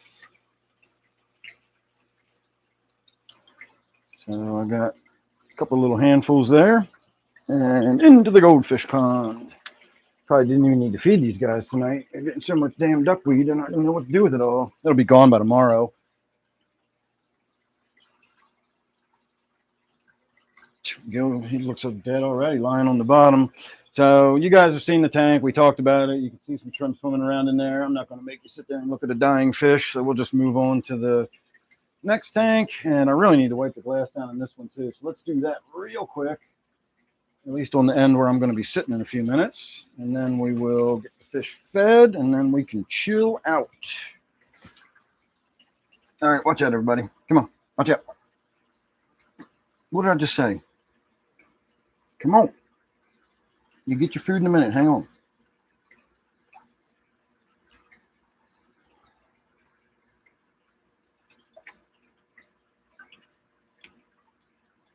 And my elbow don't bend that way, so that's all we're going to do.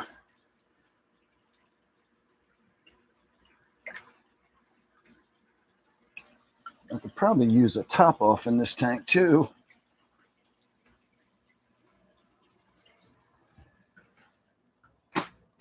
I was supposed to do the water change on the goldfish tank, but whatever. I think we've done enough tonight.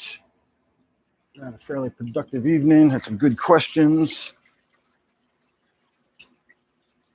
All right, let's get the discuses fed. My biggest discus, because I got a discus envy problem. Actually, I don't have a discus envy problem. That's the stupid discus keepers. They have issues with the biggest discus.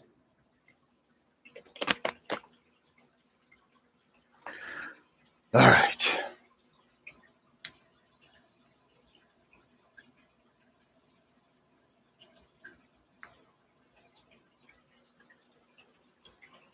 It's not Papa Squat, it's Coppa Squat, C-O-P.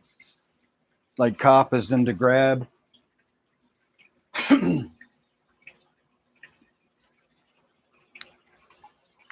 But I am going to Coppa Squat here in a minute once those fish get done feeding.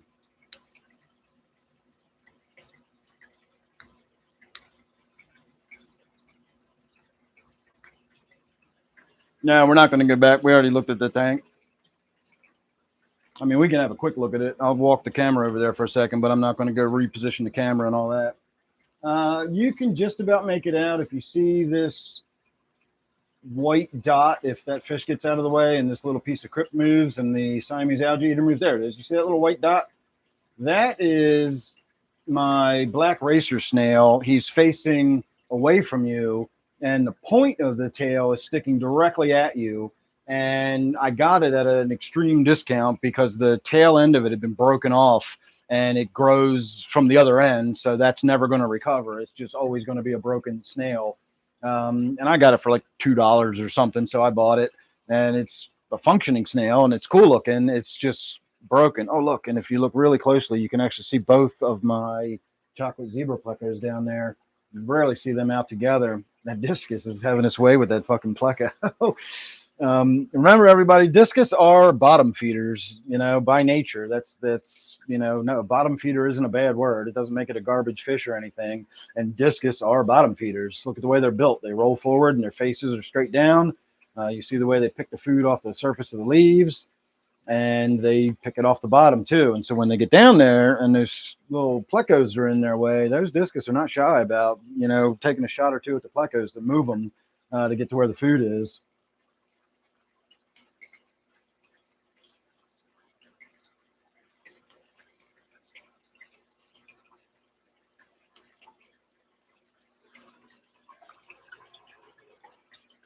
All right, let me get this over here, and I'm gonna make my way in a minute. Let me go in and grab my mushroom juice. I think we'll have a little swig of that to get the evening started. My evening, anyway. You guys won't get to enjoy that, but I will.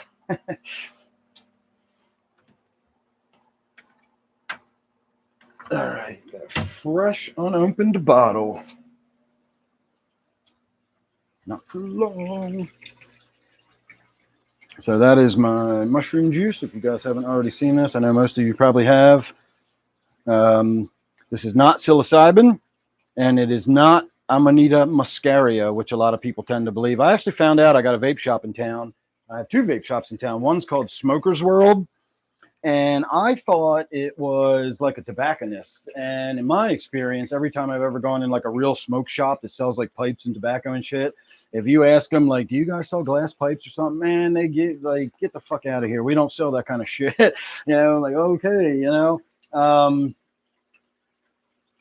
and so I've been driving past this place, Smoker's World, for a while. And I finally, the place I normally go to is called the Vape Dojo. They were closed for unexplained reasons for several days. Let me go get a knife. I can't get this fucking lid off of here. They were closed, and so I started looking around for like, where's the next closest vape shop, and that Smoker's World came up. When I looked at their website, I could, they had shelves of vape juice and all kinds of stuff. So I went in there and checked, and you know what else they sell? They sell those Treehouse mushroom vapes. And so I had a nice conversation with him about them, which I think personally are worthless. But I also talked to him about the syrup that I fucking love, and the chocolate bars, which I equally love. I equally love as much. You guys know what I'm trying to say, even though I may not. So he said he'd look into getting them and see, if he gets them at wholesale prices, he might be able to sell it to me for, roughly the same price I'm getting it through the company. I'm buying them directly from the Treehouse company, and I do a subscription service, and so I get it at a discounted rate and everything. But it's still $40 for one of these bottles, and I get 3, maybe 4 experiences out of it. Again, I don't want to call it a trip because it's not a real mushroom trip, but it's interesting, whatever the fuck it is, and it's a lot of fun. I've been dialing in my dosage and getting it right where I like it. I overdid it the other night, and it was a little too intense. It was a little weird.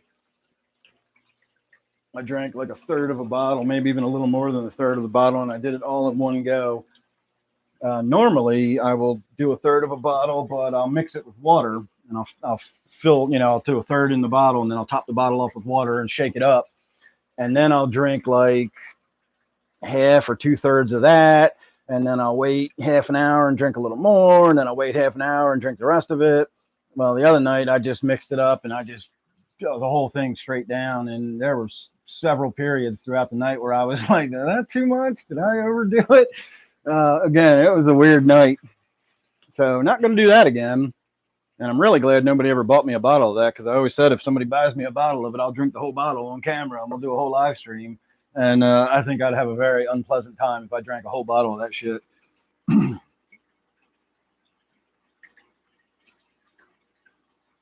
All right, where are we? There we are.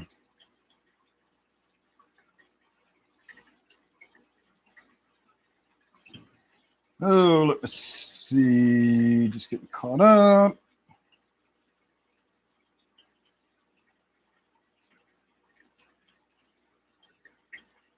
You can never be too stoned, Shirley.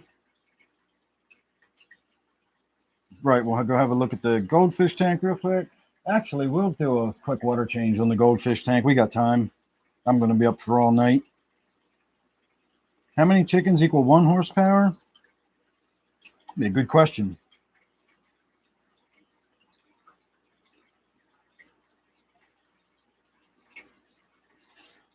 Are cichlids bottom feeders generally? I wouldn't say so. I know the geos are definitely, they're the earth eaters. They sift through the gravel and everything, and so those definitely I would call bottom feeders. But my tilapia is a cichlid, and she's not a bottom feeder. Angelfish, I don't know if angelfish are as bottom feedery in nature as the discus are, but I know angelfish will feed off the bottom very easily. In fact, I've been told that's where they get their name. If they're in that downward, face down position feeding, and you look at their fins, it looks like angel wings.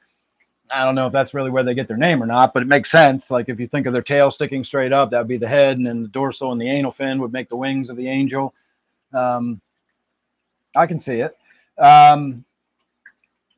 But I think as a rule, probably, I don't think so. I don't think that discus cichlids in general would be considered bottom feeders.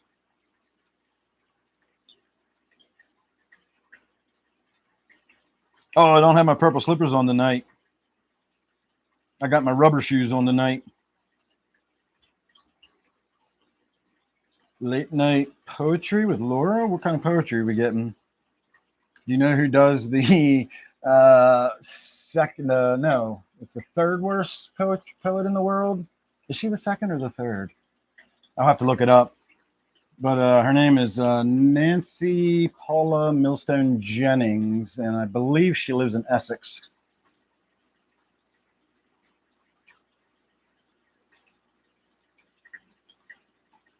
Let's see. Get caught up for mushroom juice, and then all coming together.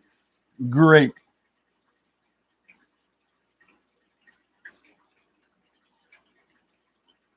That's interesting, Shirley. I like watching the fish surf in the water.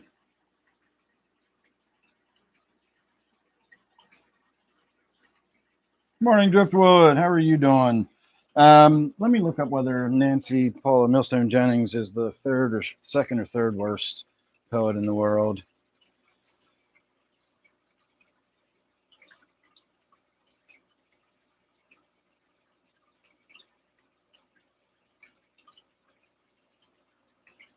Third worst poetry in the universe. I didn't even have to finish filling it out. Vogon poetry is described as the third worst poetry in the world, behind the Osgoths of Korea. And I forgot, Paula Nancy Millstone Jennings is the worst poet in the entire universe. So the Vogons are third, the Osgoths of Korea are second, and Paula Nancy Millstone Jennings is the worst poet in the universe. And I believe she's, that's not my Essex in Baltimore. That's Essex in England, like the real Essex. All right, let's go have a look at this tank real quick. All right, I just said we're going to do the water change on it anyway. So there you go. There's a look at how clean the water kind of looks now that we've had the filters running for a while. But you can see we've already got serious backflow through the middle, and that side's almost clogged. That side's clogging, and even this one, we're already starting to get some backflow. So we will go ahead and do the water change, and I'll do one more filter change while we're over here. But first, it's almost 10 o'clock, so if I'm going to drink this juice, I need to get it drinked. All right, I'm not going to bother mixing it with water tonight. I'm just going to take a swig out of the bottle and see what we get. If I can get the lid off.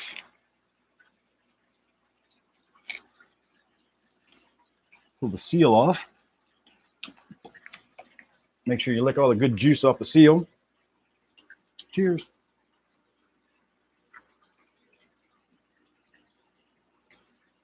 Yeah, that was a lot. All right, let's peel the label off and see how much I just drank. They do this, they put the label on it so you can't actually see the amount of liquid in there. But the label peels off fairly easily. Oh, that's not too bad. Can you see where that is? It's right where my fingernail is. So that's about right what I wanted, about a quarter of the bottle. Maybe in another hour from now, I'll do another little sip. Whether I'm still on air or not, we will see. But for now, I am. And that stuff hits me pretty fast. So in about 25 minutes or so, you guys are going to see me grinning from ear to ear. All right, let's do this. False alarm, everybody. We're not copping a squat yet. We're copping a water change.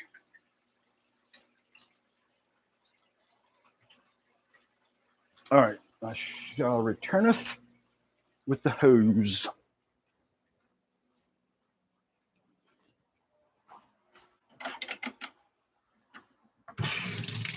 So if I'm going to do a water change, I sort of preload the hose with water. Ooh, I'm going to pour that out because it's got a duckweed floating in the hose. Although putting it into the goldfish tank, I don't see why that would be a problem. Although I don't want the fancy goldfish eaten from the surface, and so that's why I've never put duckweed in that tank. I probably loaded this a little more than I needed to. I'll pour some of that out. Well, Yogalad's up on the top of the water now. He's lying on top of the plants, so he's up near the surface where he likes to be. At least he's comfortable. So I pre-fill the hose, and then when I put it in the tank, I make sure I put it in bottom end first. Make sure all the water is in it and the air is out of it. And then that way, once it is in there, you'll notice there's no air bubble trapped up here. If there's a 2-inch air bubble in there, you'll get a vapor lock and you won't be able to get a siphon going. Now that I've got a complete seal and it's full of water, all I got to do is open the other end and it'll start flowing. If you've got that vapor lock in there, it'll just sit there. It won't move. So I always take the hose off of the adapter in the sink because that's 3 feet off the ground. I do have a shower stall in here. It's a walk-in shower, so I just lay the hose basically on the floor in the shower, right at the drain, and that way I get maximum suction. The further you drop the water, the more suction you get on your siphon. All right, I don't need to do a lot as far as the vacuum goes. I'm just literally going to go around and see if I can pull any bits and chunks off the surface. I'm not really getting much of anything. There's a little piece of fish poop. I'll go back in the corner where the crud collects around the edges of the plant and stuff. Might get a little more. Yeah, these are some of the big chunks of stuff that came up out of the filter. You can see them in there now. Doesn't look like it wants to go out. So if it doesn't want to go out, you can always do that and just turn it over. When the piece goes out, you get back to whatever you were doing.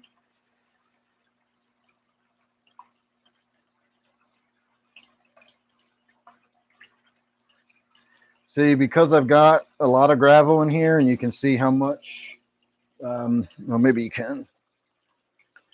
You can see how large the gravel is. Again, it's literal river gravel that I scraped up from a local stream. And I tried to keep most of the larger stuff out of it.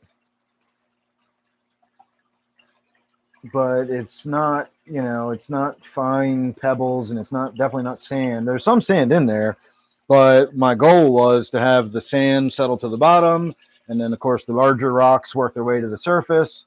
And then I get a lot of big gaps around the surface, allows for, water to flow through it, allows for good oxygenation, which keeps the microbiome nice and healthy. And then as you get deeper down into the layers, it gets sandier and sandier. And of course, the sand is much denser and doesn't allow for the water to flow through it as freely. And so I get basically that sort of bimodal sort of substrate like I have with my Eco Complete. Eco Complete is designed that way. It has sand and gravel for that very purpose. And so I just kind of made my own out of actual real river gravel. So you see I'm not pulling a whole lot of stuff out of there. It's not the black grunge that you might get. Let's try to scrunch down in the gravel and see what we get. Yeah, see, that's the kind of stuff I'm talking about. I know that's super satisfying to watch. See how sandy that is when I got down there and pulled all that sand up, which is the other thing. I've now disturbed all of that and pulled all that sand to the surface, and now it's got to take time to sort itself out so that the sand slowly works its way back down to the base and the larger gravel is at the surface. So that's definitely another reason, if you've got a tank set up like this, that you don't want to do that deep scrunching with the gravel vac. You just want to pull the loose stuff off the surface and leave the rest of it alone. Again, the less shit you do to your aquarium, the healthier it will be. Less is definitely more in the aquarium hobby. All right, now we're just going to go ahead and let that drain for a little bit. I don't know if you've noticed, I got a couple of jaw bones from a deer. This is a matching set. This is not a matching set. This is two, I think this is two right side jawbones. That's a right side, and that is also a right side. So these were two jawbones I found completely separately, and they both ended up in this tank. I do have a matching pair over here. I found these together in the water, and they were side by side, and it is a, you can see by the joint here, this is the right side because that would be the inside of the joint, and this is the left side. That's the inside of the joint, and so that would be the jaw of the deer. All of its teeth are still fully intact.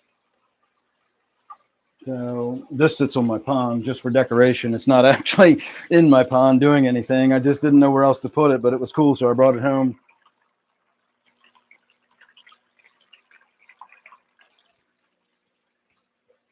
So like I said, that second one was definitely a matching set that came from the same animal, whereas the two that are in the goldfish pond or a tank you're looking at were definitely from different animals. Well, obviously, they're both right jawbones, so deer can't have two of them. That stuff is grape-alicious. And boy, does it linger. I'll burp 3 or 4 hours from now, and it'll just be grape. It's a delicious burp, but it's amazing how long that flavor stays in my stomach.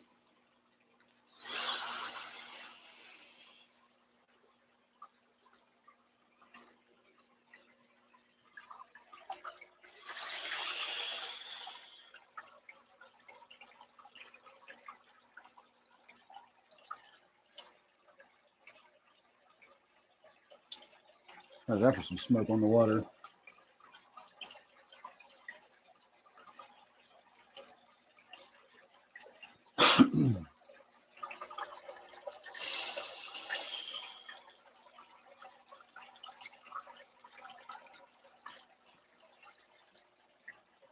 I'm hitting on my big weed pen, whatever the stuff is, THC juice.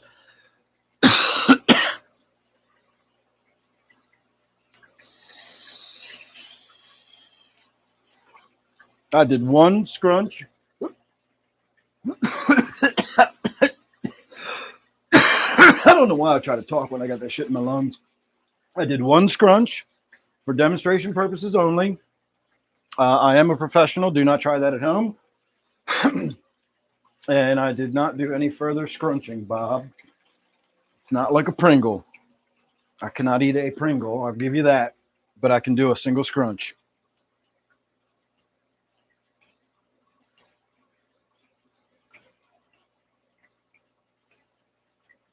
That's my neighbor's cat. Oh, the jawbones. It's a big fucking cat. Oh, caladiums. If you want to ship me caladiums in the spring, I'll take them, Laura.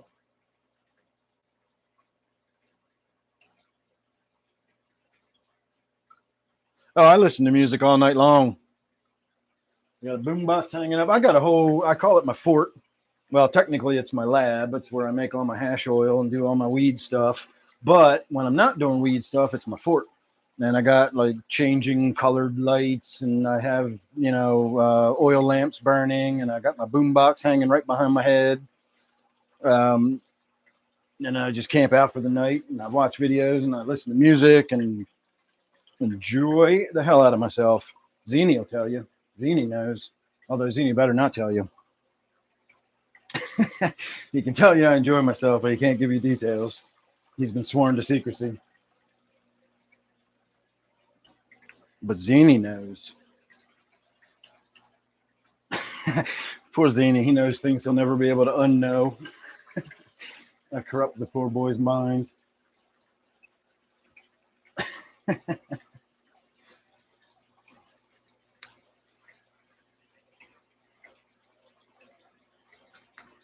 True Heart. They're going to get what now?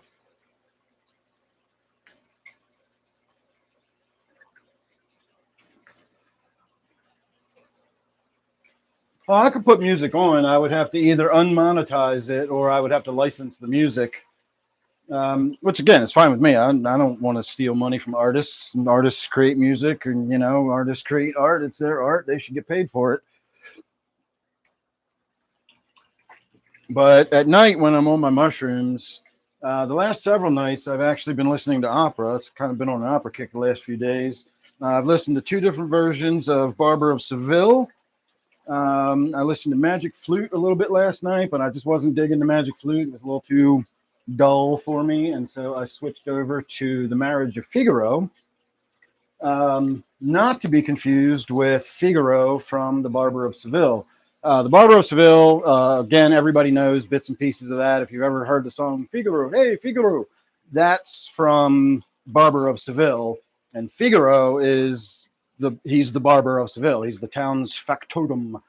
He's the barber, the handyman. He knows all the gossip. He's the guy everybody goes to get favors done. That's Figaro in Barber of Seville. The Marriage of Figaro is a Mozart opera and is a completely different opera by a completely different composer. Rossini does Barber of Seville, and Mozart does the Marriage of Figaro. So I actually did listen to Marriage of Figaro last night. Normally, however, I'm listening to shit like Deep Forest, and I listen to a lot of Pink Floyd. Stuff like that. Planet Drum from Mickey Hart. I listened to that the other night. I listened to some of that the other night. I don't know. I couldn't get into it. What else? What other weird shit have I listened to? Oh, I listened to a good one the other night. I listened to Enigma, MCMXC, their 1990 album. That's fucking fantastic when you're grooving on the shrooms.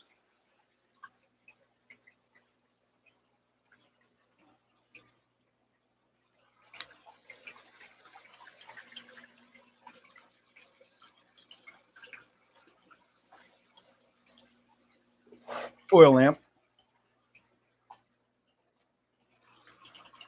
And that red, that's off-road diesel. It's a hell of a lot cheaper than buying the shit that they sell for lamps up at the Walmart that you pay like $12 for a third of a gallon. I can get off-road diesel for $3.50 a gallon.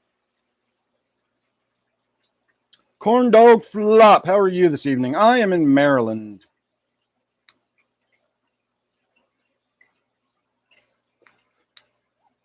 Oh man, I'd love to be at a Mozart concert. You know who concert I'd really like to be at? The fucking OG rock star. You guys know who that is? Does anybody have any guesses on who the original rock star is? And I would even be willing to bet if you Google who is the original rock star, I bet his name comes up. He was about 100 years before Mozart.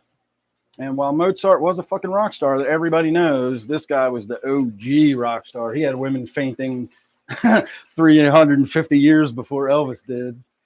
Women weren't even allowed to see this guy back in the day. He was so fucking radical and crazy. He was the man.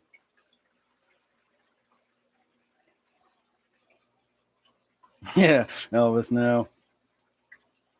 Let me type in his name and I'll give you his birthday.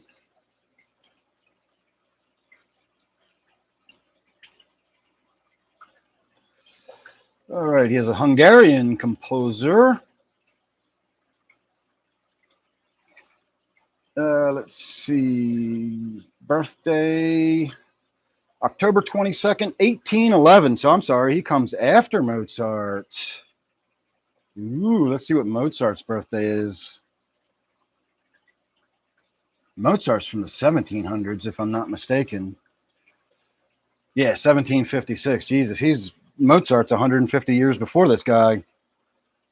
But he's still considered the original rock star, even though I would put that on Mozart now that I realize Mozart's much, much older. I thought the guy I'm talking about, his name's Franz Liszt.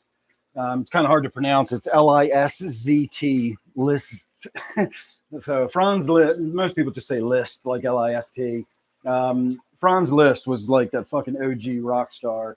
But I thought he was like 100 years older than Mozart, not younger. So I'm going to say Mozart's the OG rock star because he really was.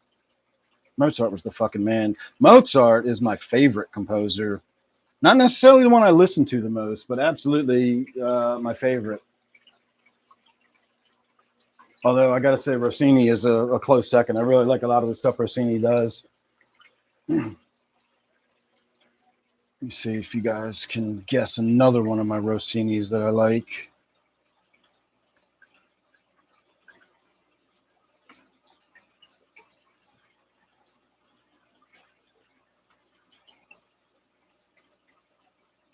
Let me make sure I'm getting it right.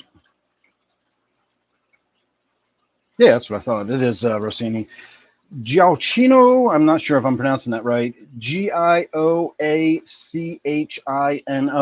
I think that's Giacchino Rossini. So the Barber of Seville is my favorite, but do you guys know another? It's not an opera, but it is a symphonic performance. And I absolutely guarantee you know that one.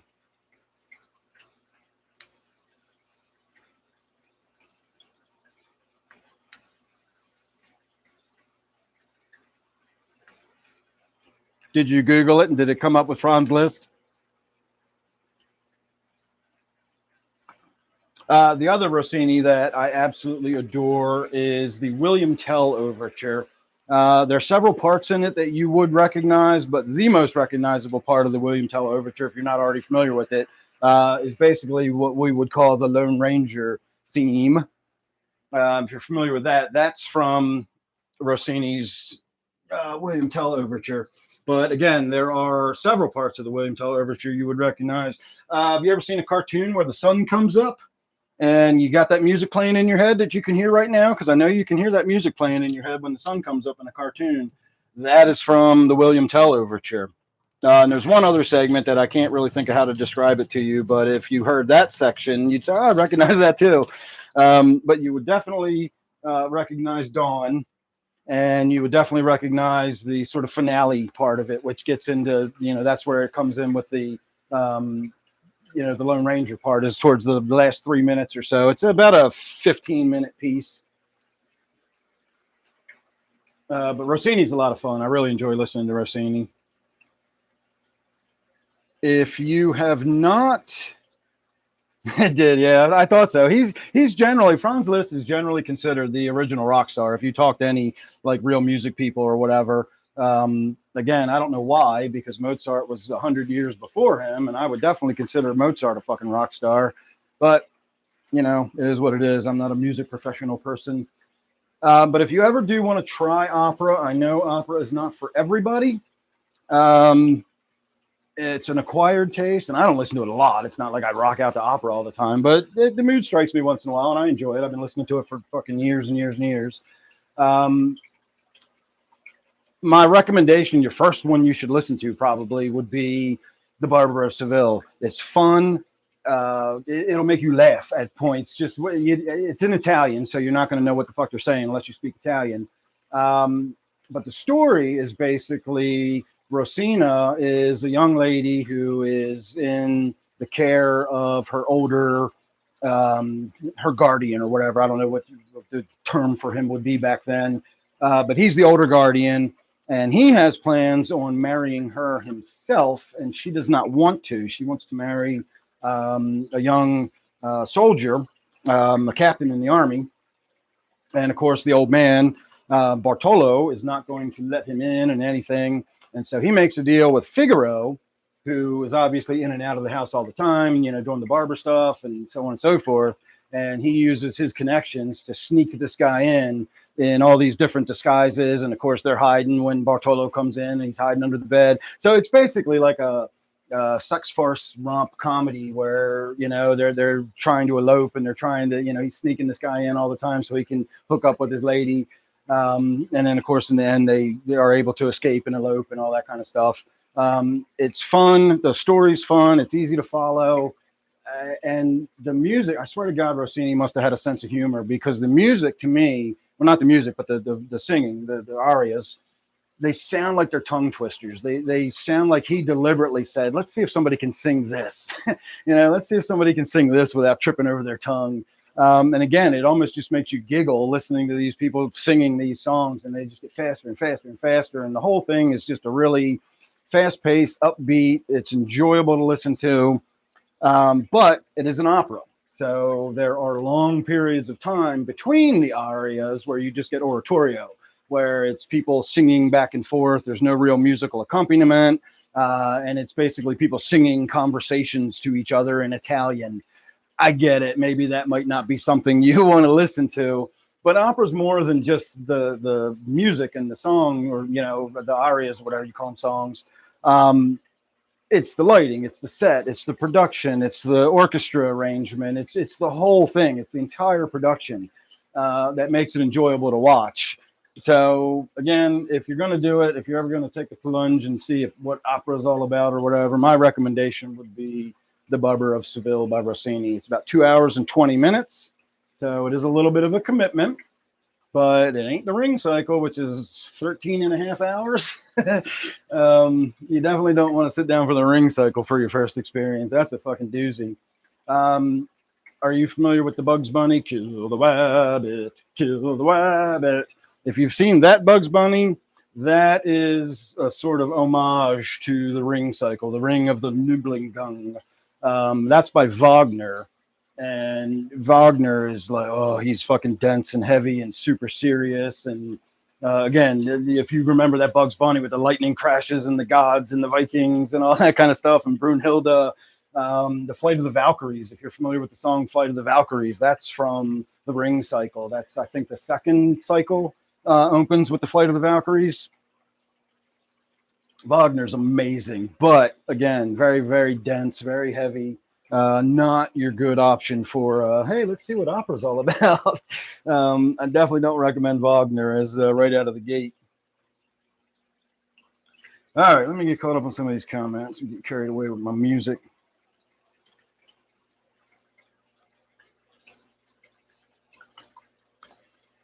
Let's see. You don't have to store them for me, Laura. Hell, if you store them over the winter, go ahead and plant them in your own yard again next year. Pope John III. All right, let's see. How often do I change the goldfish water? I don't even remember last time I did a water change on this tank. A few months ago, maybe 3 or 4 months ago.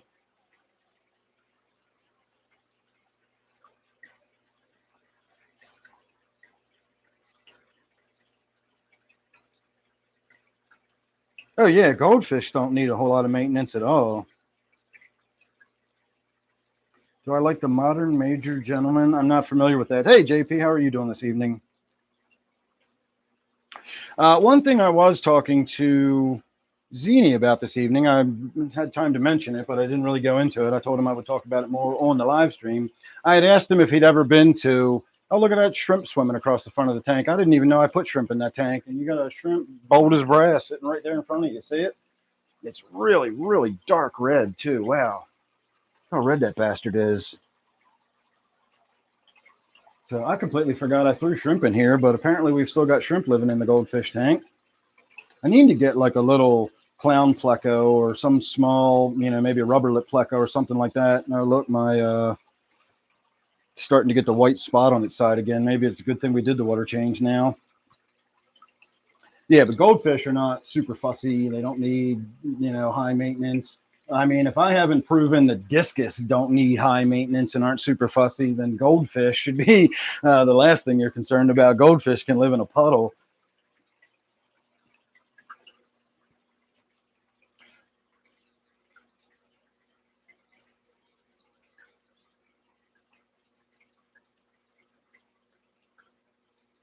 Oh, well, check it out then, Corn Dog, if you're interested in that and it sounds interesting to you.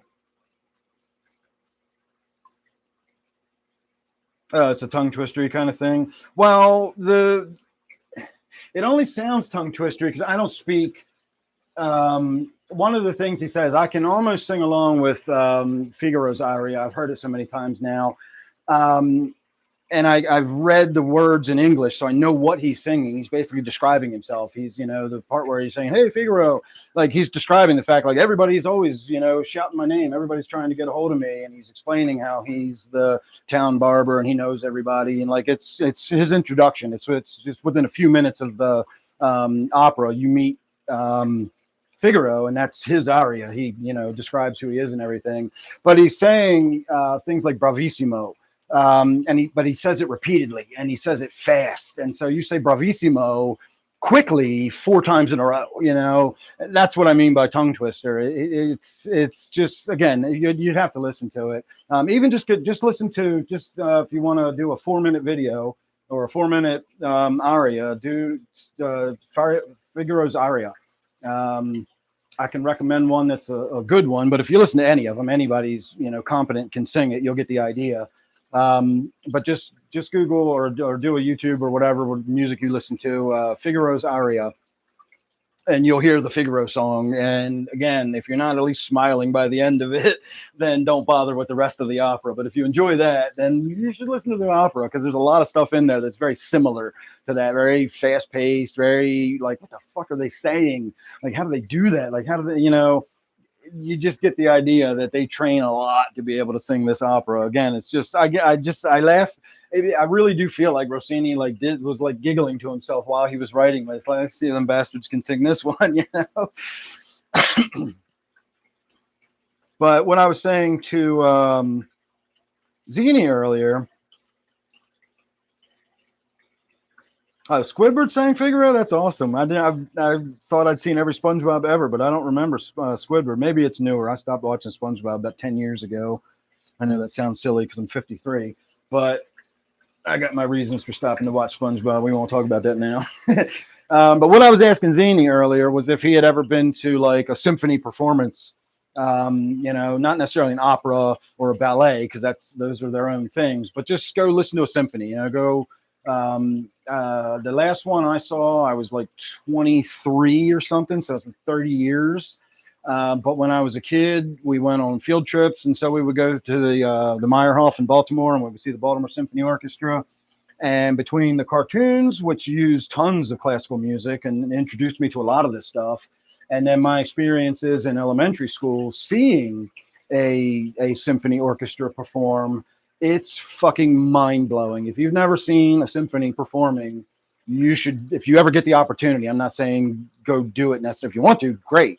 But if someone says, I got an extra ticket or something, take it. Do not miss the opportunity to go see a symphony perform. It is fucking incredible. If you've ever watched a virtuoso play, like somebody like Yo-Yo Ma, you watch him play the cello, and it's amazing. It can bring tears to your eyes and give you goose pimples just watching him, and the passion and the skill, and like Yo-Yo Ma is amazing. However, if you watch a symphony and you watch 125 people, you don't have a cello, you've got a string section, you've got a horn section, and all these people, 100 plus people are all being guided by the maestro, and they function as this machine. And it's amazing. It is absolutely incredible to watch that many people performing and to see how it all comes together and makes just this one amazing performance made up out of all these little individual musicians and instruments. And of course, the maestro. It's amazing. You should absolutely go see a symphony if you get the opportunity. You won't regret it. It's amazing. And if if it ain't your thing, then at least you'll have gotten had the experience, and you'll be a little more cultured than you were previously. All right, let me go turn that water off, and we are going to call it a night. I mean, I'll hang out, but we're going to be done with the work.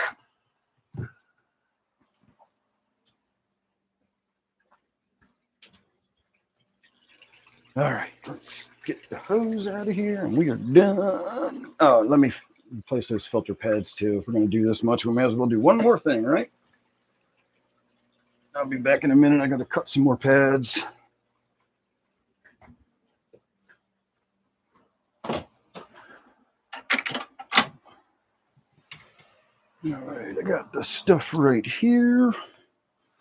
Got my scissors right here.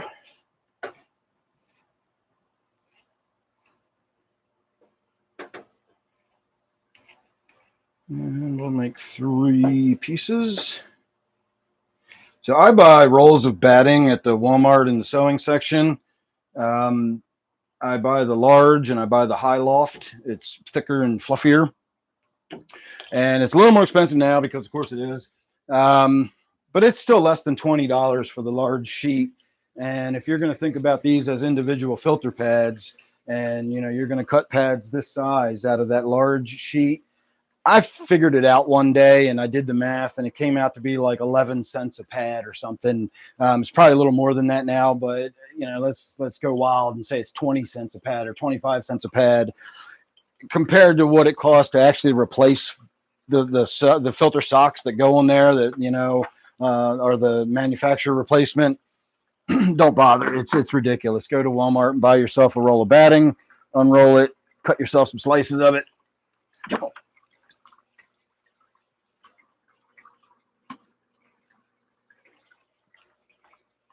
How dirty that is already. I told you it would pick up most of the crap I knocked loose and got swirling around would just get picked right back up by the filter, which is exactly what happened.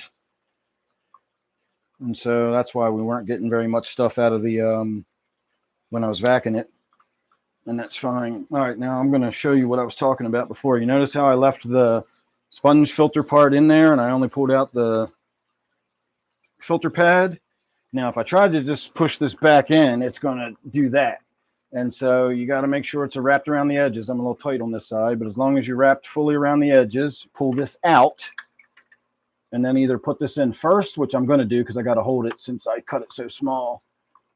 So you can put that in first and then slide this in behind it, or you can kind of slide them in at the same time. As long as this sponge is pushing downward across the face of the batting material, you'll be okay. If you don't do it that way, it's going to bunch up and the water will just flow underneath of it. And it won't do you any good at all. The water will just flow underneath of it and go through your black sponge filter and right back into the tank. And so your black sponge filter will be doing the filtering, not the pad.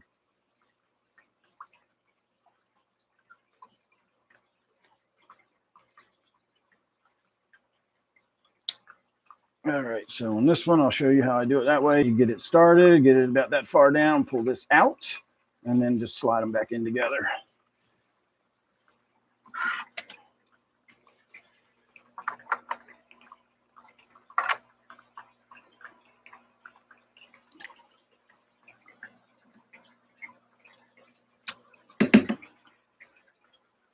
All right, and we are done.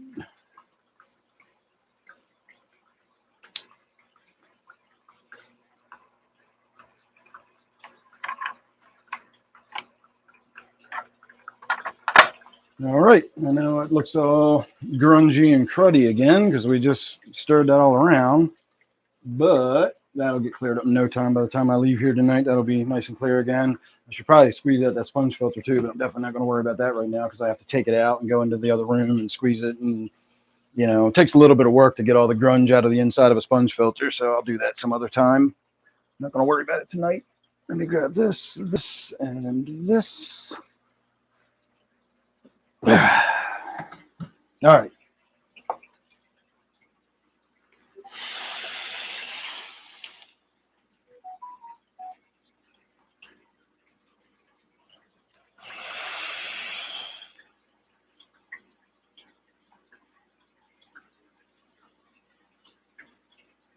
Ninja disappear. I could do a ninja disappear with that. I saw Bob just sent me something on Discord. Was it a SpongeBob thing there, Bob? Bob? All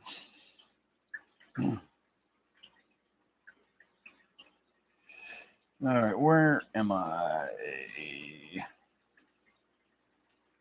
Newt. She turned me into a newt. All right, there we are. No stop sign, but I found my spot. Yeah, that shrimp is super red.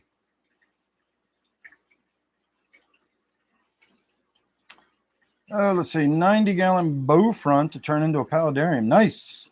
What would I stock it with? Terrestrial, aquatic, and semi-aquatic, and bugs. I don't know about the bugs.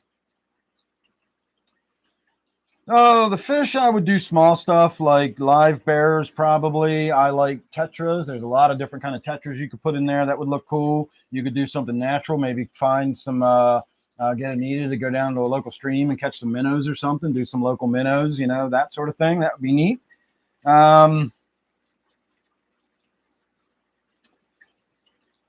You'd probably be better off talking to Zini about any semi-aquatic animals. I never really got into that aspect with my paludariums. But I can tell you what fish I'd put in it. And then you can do ferns, mosses, all kinds of stuff on the paludarium itself. All those household plants that can use the well-oxygenated water. Newts.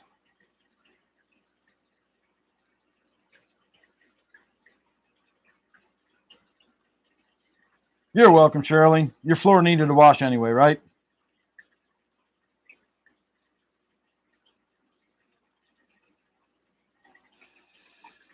All right. More newts.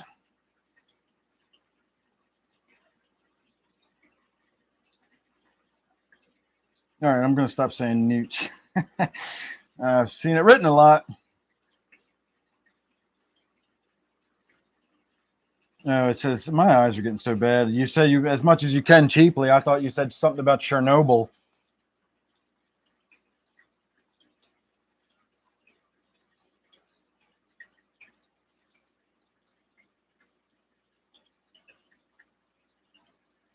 All right.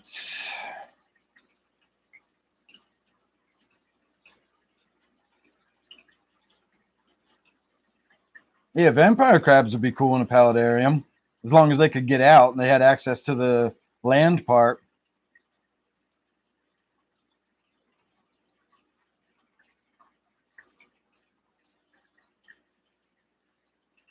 Let's see. Just getting there. Red Ed, how are you doing?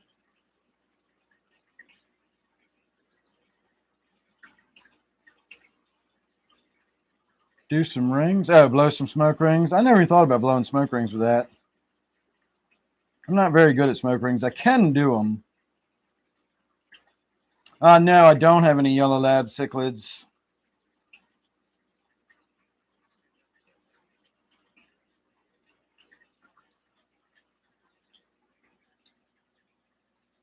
Are you Bob with this? I know SpongeBob did the opera. He sang in the woman's voice and he made Squidward come back to him. Is that what you're talking about? Because that was amazing. Whoever did the vocals for that in SpongeBob was incredible.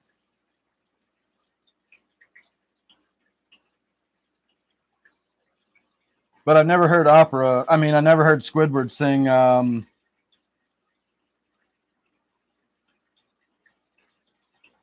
Hey, Cornish. I've never heard Squidward sing Figaro's aria. I have 0 tanks with CO2. Firebelly toads. That would be cool.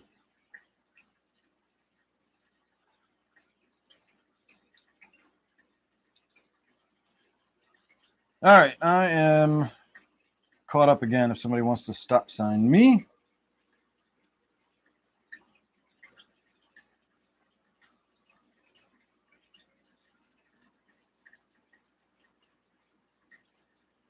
Yeah, I'll check it out, Bob. If you sent me stuff, I'll listen to it. So Sunday night when we come back, I'll tell you my opinion. Hey, Cassidy, how are you this evening? All right, I can already feel that mushroom juice starting to work into me.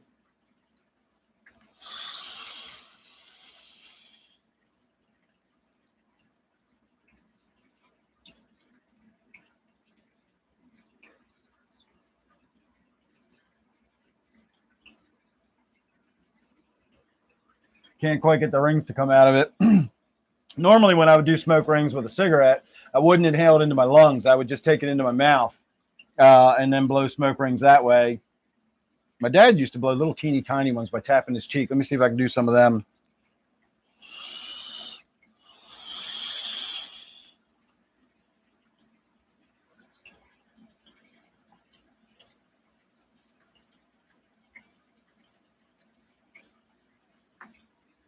Not really.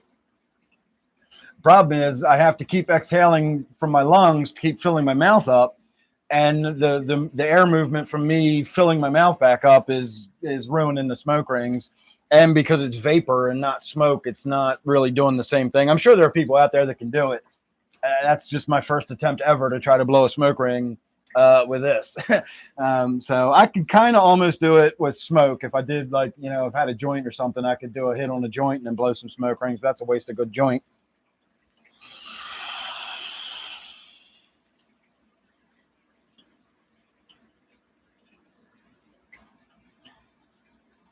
This stuff is really good. It's French vanilla.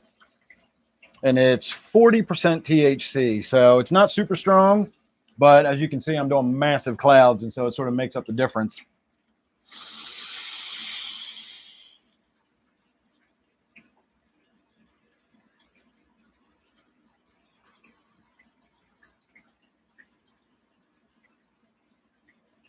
All right.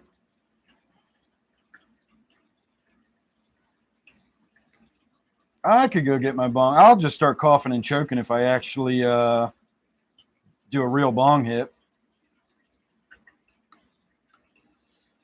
All right. Thank you, Dade. I am in Maryland, not Florida. Thank God.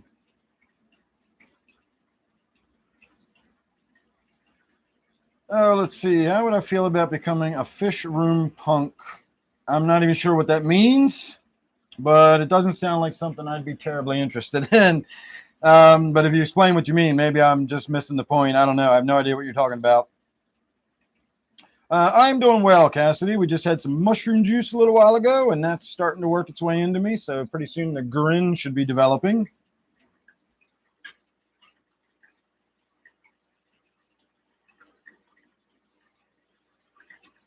Let's see. Mates for like tank mates for fancy goldfish. Like, I think you could probably get away with a small pleco or something like a clown pleco or a rubber lip pleco. Maybe something like some guppies or something in there might not be that big of a deal with goldfish, but I tend to think goldfish tend to do better by themselves, especially when they're the fancy goldfish. Now, in my pond here, I have koi, I have goldfish, I have barbs, I have minnows from down the stream. I've got other barbs, I've got live bears, I got all kinds of shit in this pond, along with my goldfish and koi. So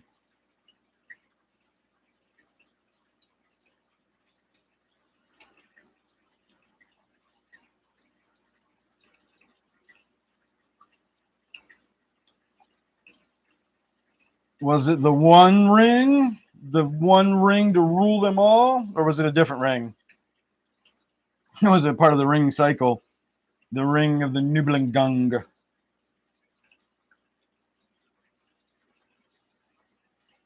Yeah, fancy goldfish is probably the best tank mate for fancy goldfish.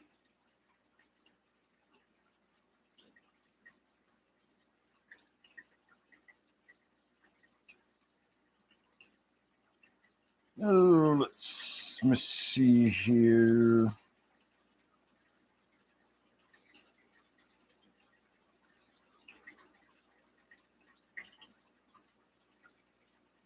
Oh, I got you. Nah, I'll pass on that.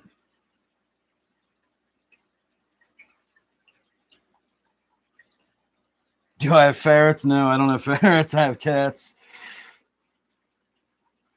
Earless monitors. I didn't think any monitors had ears. Oh, that's a bummer, Cornish. I normally will order, I get 2 bottles at a time, and usually when I crack open the second bottle is when I order my next batch. So by the time this bottle's done, the next one will be on its way. But I didn't order my new batch until this afternoon, and it's Friday, so it's probably not going to ship till Monday. I may not get it till like the end of next week, but that's okay because I could probably use a break for a few days from it, and my wallet can definitely use a break. This shit is expensive. I really need to stop buying it. I'm doing my own mushroom grow. I'm growing my own psilocybin mushrooms, but it seems to have stalled out and nothing is really happening. It's been 2 weeks now that I've been waiting for it to start fruiting. I'm in the fruiting process. Like the mycelium all grew in, but it's just not fruiting. And so I'm just going to keep waiting. It still looks healthy enough. I'm just going to let it keep going. And sooner or later, I should get some mushrooms out of it. And once I get some real psilocybin mushrooms, I'll probably lay off of this pseudo mushroom. Again, I don't know what, and I suspect the DMT is the ingredient in this mushroom juice. It's got that root in there, or it's got that bark from that one tree, and that is known to contain small amounts of DMT. Nothing else in their ingredient list has any kind of psychotropic effect. And so whatever psychotropic effect this is from, it's got to be from something psychotropic. And as far as I can guess, DMT is the only thing it could possibly be. DMT is the same ingredient in the drink ayahuasca. If you've ever heard of anybody doing, a lot of ayahuasca and having a trip and all that stuff, that's a lot of DMT in ayahuasca. I think this is a mild amount of DMT, and it just gives you that nice, buzzy, psychotropic sort of feel. But again, if you get a lot of it going on in you, I was thinking about that last night or the other night when I did a lot of it, and I was sitting there and I was thinking, wow, I bet if you did enough of this, you would start having visions and like weird, like ayahuasca kind of experiences. But I don't think I want that, because again, it was a little unpleasant. I don't know if unpleasant's the right word. It was intense. It was just really intense. And again, I drank probably a little more than a third of a bottle just all in one go. And then over the next couple of hours, I was just like, holy shit, did they get the fucking dosing wrong in this one? It was intense. So tonight we're going to ease our way into it a little more like I normally do. No, that wasn't the office. That was a fish store.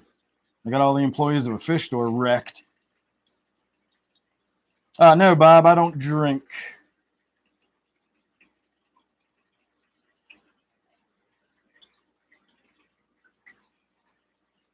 Garbage pail kids for fish tubers. I got you.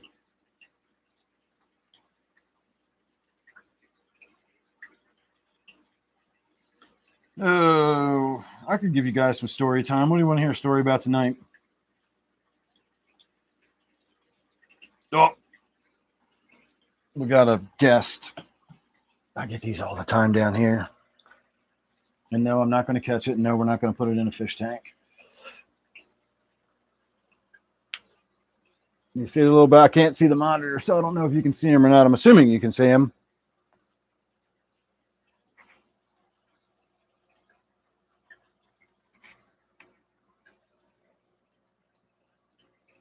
Look, he's staring at you. He's giving you the evil eyeball. He's being quiet right now because he's right next to me, but they get to going at night, and it sounds like a campground down here at night. And I get the cheeping and the chirping coming from 3 different directions. It's awesome. You should hear the outside around here. Outside around here does sound like you're in a campground, because you basically are.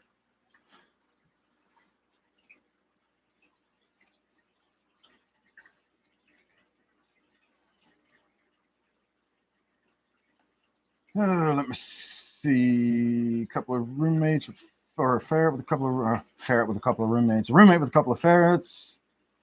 Yeah, if you're going to keep ferrets, you got to get them deglanded.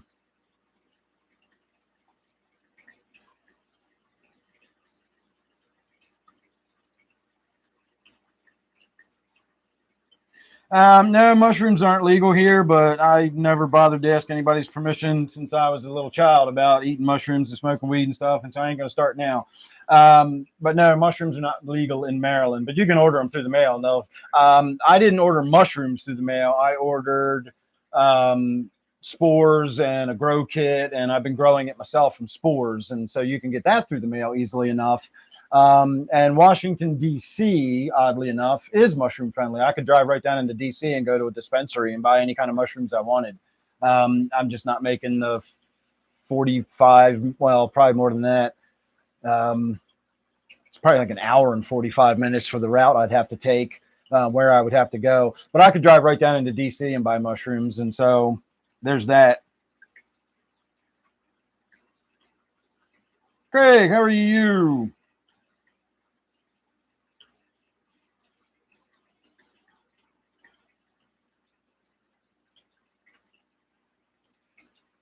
Yeah, you're gonna have to definitely pay extra if you want me to eat it.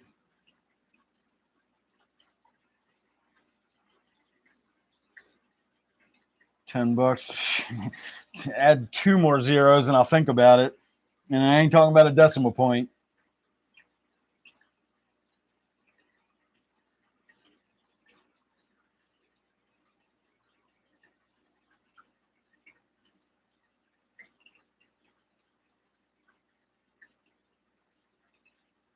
Yeah, I get weird lag time. It's usually behind. I usually get a lag on the audio, not a lag on the video.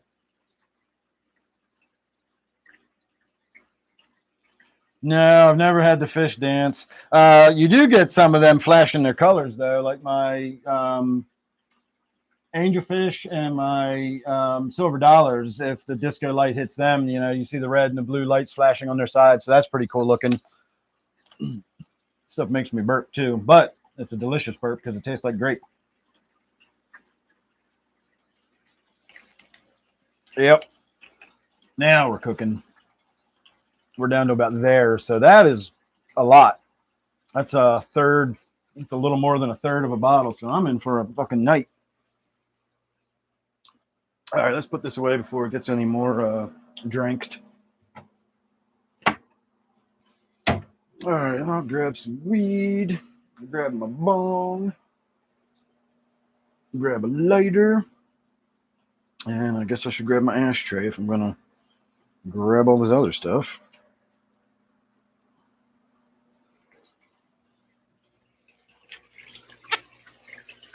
Did you guys actually want me to tell the story about the cookies in the fish store story again? I've told that a couple of times now, but if you guys want to hear it again, I'm an old man. I never mind telling my stories over. All right.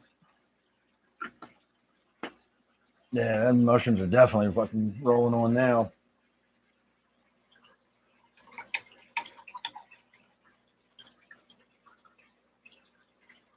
All right. We are loaded up and ready to go. Cheers, everybody.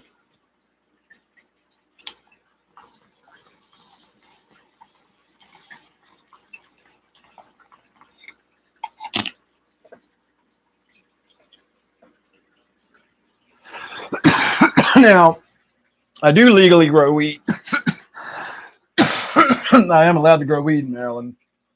I've been doing it for 20 years, but I'm now allowed to. But I've been growing weed for a long time. I actually drove by the house today. I'll tell you that story. I drove by the very house today that inspired me to start growing my own weed 18 years ago, or it was 2006. So whatever that's been. Holy shit, 19 years ago. Yeah, I've been growing weed for 19 years now. That makes me feel so old. I have weed that's almost as old as Zini. I just drove by this house today. It's a house in the northern part of Baltimore, just outside the city. So cookie cutter neighborhood, nice, you know, little single family homes, a little strip of land between each house, little fenced in backyard. You know, maybe a third of an acre per lot sort of thing. Not an out of the way, secluded, hidden kind of place like here. I'm out in the fucking, woods where I live. This was right in Towson. Police driving by, helicopters flying over, minutes from Johns Hopkins, a few minutes from Towson University. And I used to spray deer repellent. Well, I spray deer repellent for myself now, but I used to spray deer repellent for a different company, which is where I got the idea to do it for myself. And I had been spraying this particular property. It was on my schedule every month. And all throughout the summer, one of the beds in their yard was like right in the middle of their yard. They had this great big garden bed, and it had all these ornamental plants around the edges and, really tall stuff. And in the middle of it, like the central focal point of it, was this beautiful Japanese maple that was being trained to be ornate. It had like ropes holding some of the branches down, so the branches grew down and then back up. The trunk was that big around at the base, and the bottom, the first branches that came out the side were that big around. I mean, they were huge. The top of the plant was 10 feet tall. It was a Japanese maple tree that I sprayed all summer. It was a green one and had odd looking bark, but I didn't think too much about it. I just sprayed this. We're right in fucking Towson. Like the neighbor's house is right there. The other neighbor's house is right there. Never crossed my mind that this was weed until I was spraying in late September, October. And as I'm spraying the plant in front of me and I'm looking at it and I'm like, that looks like a bud. And it was like it was like a foot long and that big around, and it was on the bottom part of the branches. And I'm thinking that really looks like a bud. And I stepped back and I kind of looked around at the whole tree, and it was covered in these buds. And of course, by then I was like, that's fucking bud. I'd never seen a real plant growing anywhere before. And up until that point, my idea of homegrown was either this like fucking stringy, strandy little shit you could barely call buds, or it was just straight up leaf in a bag. You know, somebody would sell you their leaf and call it homegrown. And I always wondered, like, how, like, why can't you grow weed that's weed? Like, what, how do they grow at other places that it comes out in these nice buds and whatnot? And if you grow it at home, it's stringy leaves and shit, you know?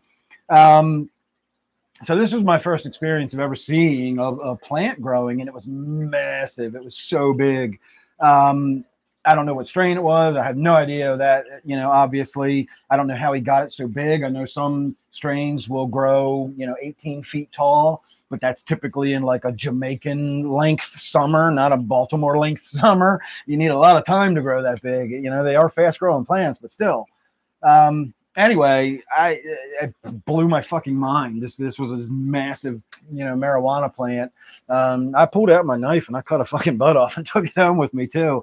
I wound up trying, like, I wound up fucking wrecking it before I ever got it smoked properly. So that was kind of a waste. But that inspired me. I said, man, if that guy can do that shit, like right there in Towson, like with the police, you know, like the main Baltimore Police Department, like miles away, and, you know, out where I live, like who the fuck's going to care out here? My only problem is, as I keep saying, I basically live in the woods and there's not a whole lot of light for me to grow weed. I do have a few plants out in the yard. I was having issues with mites over the summer, and several of the plants I just took out in the yard to abandon. But they just kept growing, and I guess maybe natural predators, ladybugs, whatever, cleaned the mites off of them.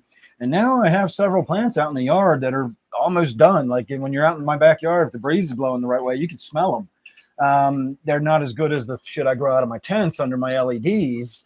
Again, I live in the woods. I don't get a lot of light in my backyard. I don't get a lot of direct sunlight. But I'm going to have some weed out of that. It's kind of cool that I'm going to actually have some outdoor weed this year, but it's going to be crap compared to the shit I grow indoors.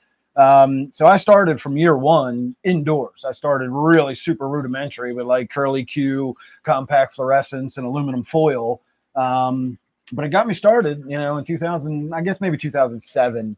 I started doing it, but I worked for that company in 2006. So we'll say 2007 is when I started growing for myself. And I've come a long way, baby, believe me. All right, let me see where I was again. Am I getting some stop signs here? No, I'm not getting any stop signs. Come on, Laura. What are you doing to me? 1,000 rubles to eat it. What's that, $2? 10,000 Twitch gems. It's probably worth more than the rubles. Start a biting war. No, I wouldn't eat a fucking bug. I don't do that kind of shit. I don't have guns. I'll just leave it at that.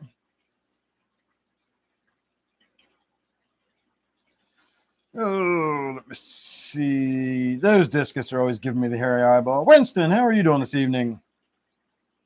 Yeah, I do grow weed legally now, as I said. Oh, you're that young, Kane? I don't know. The name Kane, I just thought you were older.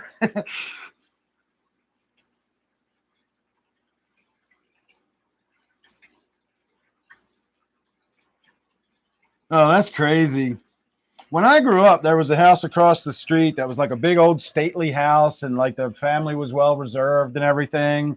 And when I was a teenager, they got busted. They were part of some like international cocaine smuggling ring. They were like had direct ties. They weren't, you know, they looked just like me. They didn't look like they were like Colombians or whatever, but they had connections with Colombians, and they were importing like pounds of cocaine into this fucking house. Like right down the street from me in like a little neighborhood. Blew us away. We had no idea all that shit was going on because they obviously weren't dealing out of the house. It was just, you know, that's where their base was. So it wasn't like they had a string of people coming all day. It wasn't a crack house or anything like that. You'd have never in 1,000 years driving by this house ever suspected. You'd have thought maybe there's like an old bottle of Chardonnay or cognac on a shelf somewhere, and that would be about the extent of the drugs in that house, you know? But nope, they were a big cocaine ring. I am 53.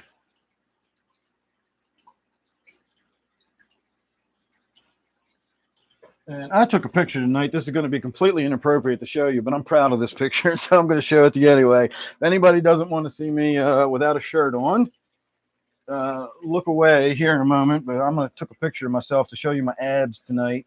Well, I actually took a picture to show Zini my abs. Poor Zini. Zini gets so many pictures from me that he probably doesn't want. But I sent this picture to Zini earlier. Is that the one or is that the one? That's the one. That's what I look like without a shirt on. I told you I have abs, didn't I? They're not fully there yet. Still got to bring them lines down the middle, but I still got some flab on my belly.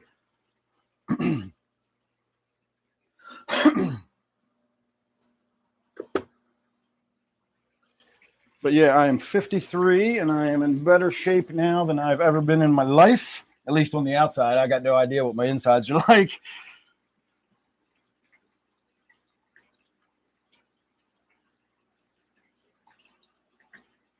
All right. Well, I don't really do fish streams. We're in my fish room and I do fish stuff because I've started out as a fish keeping channel years ago. But at this point, I see my live streams as just hanging out with me on a Friday night or whatever. And sometimes we talk about fish, sometimes we don't. It largely depends on the audience, what you guys ask me, the questions, where you direct the conversation. It's up to you guys. If you want to just sit back and let me go, I'll go. But I'm not gonna go on about fish a lot of times. But if you want to sit back and let me go, I can go.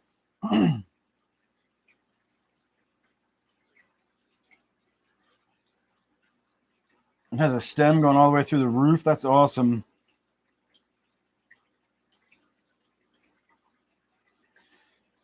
All right, Dave, thanks for stopping by.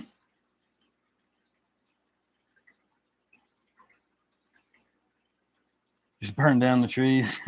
Well, by burning down the trees, I'll also increase the value of the leaf. Oh, I can't make jokes like that. Zini, you got to finish that goddamn book too.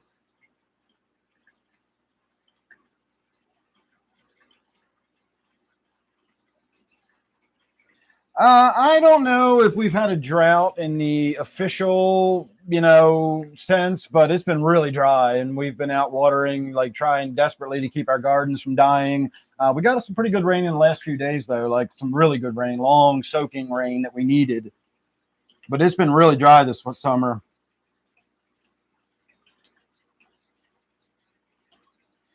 If I'm just finished working out and my muscles are all pumped up, I can put on a little bit of a gun show. I've actually kind of let my guns slide a little bit. I'm working more on my abs than my arms.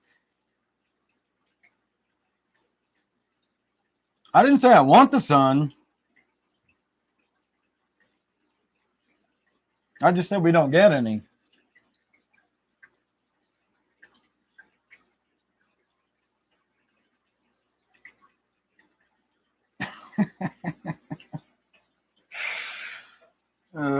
Poor Zini.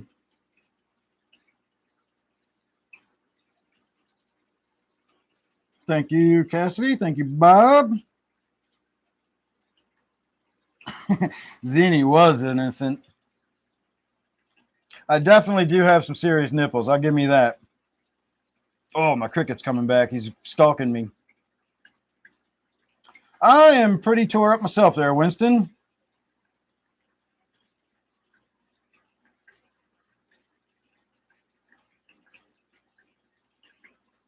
Yeah, I would imagine when you were probably in the best shape of your life when you were in the Army.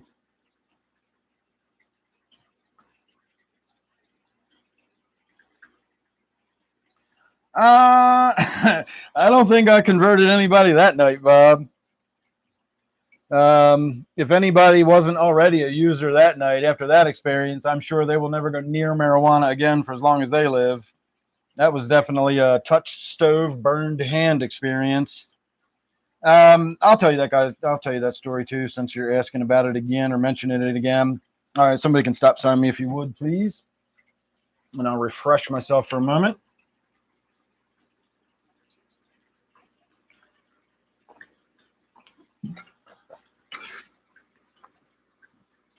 Try to be shroomed out by Sunday. I'll probably be out of my juice by Sunday. I might have some for Sunday night.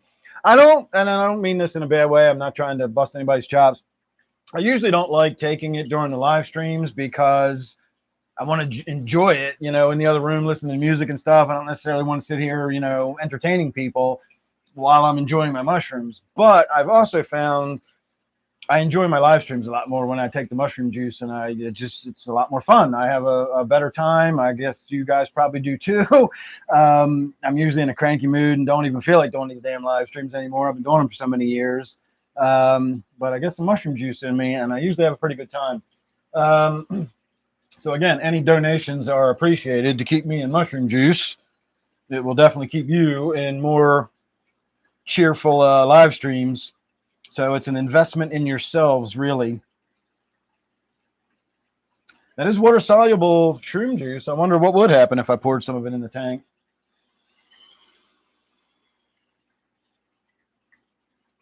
So once upon a time, I used to go down to House of Tropicals a lot. I was a regular in there. Everybody knew me. And I was pretty friendly with one of the employees there. And they wound up doing me a favor. It was getting near Christmas time, just coincidentally.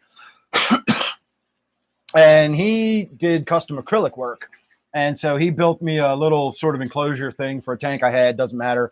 And of course, I didn't give him any money, but to thank him, I made a batch of my marijuana cookies, and I made them really strong. And like really strong, like a half a cookie would have been, you had you loopy. And so, unbeknownst to me, he was more into crack, wasn't really into the, and he did like club drugs and stuff like that, poppers and, weird shit. Wasn't too into the marijuana. But I still made a batch of cookies. I put them in a cookie tin and like the whole 9 yards. I wrapped it up like it was Christmas cookies, and I put them in the tin and everything. And I took them down and I gave them to him, and I explained to him very clearly how fucking strong these cookies were. Take them seriously. Start with a bite and give it a couple of hours and see how you feel. Don't eat a whole cookie. Maybe don't even a bite. Start with a bite. I stressed to him how strong these cookies were, and he was just like, oh, okay, and so I left. Later that night, it was New Year's Eve, and later that night, I don't know, maybe 8 o'clock, 9 o'clock, I get this fucking panic text. What the fuck did you put in those cookies? I got people calling me, talking about going to the hospital. What's going on? I'm just like, what? I'm thinking like this dude, Chris, like went in the back and put him in his locker or his bag or something like that. That motherfucker went back there into the break room and set the bin of cookies on the fucking break room table. And of course, everybody that walked in the room said, oh, cookies. They opened the lid and they saw chocolate chip cookies. And some people ate 2 of them. Everybody ate at least 1, which again, as an experienced user, I was recommending not even eating 1. I was fucking wrecked off of 1. And just the oh, Jesus Christ. So he started getting, people knew that he had put the cookies there, and they were losing their fucking minds. Like people that had never done drugs before, like just, the little old lady that worked behind the counter. Well, I say little old lady. She wasn't a little old lady, but she wasn't a drug using lady that worked behind the counter, ringing the register. All of the fucking shop people, the floor people, everybody had eaten some of these cookies. I gave them a whole like 18 cookies or something like that, at least a dozen cookies. And so he's call, texting me and like, I'm trying to calm him down. And I keep telling him it's just marijuana. Nobody has to go to the hospital. They're just really fucking high. Just wait it out. They'll be fine. Tell them to go to sleep. They'll wake up feeling fine in the morning. They might feel a little groggy, but they'll be fine.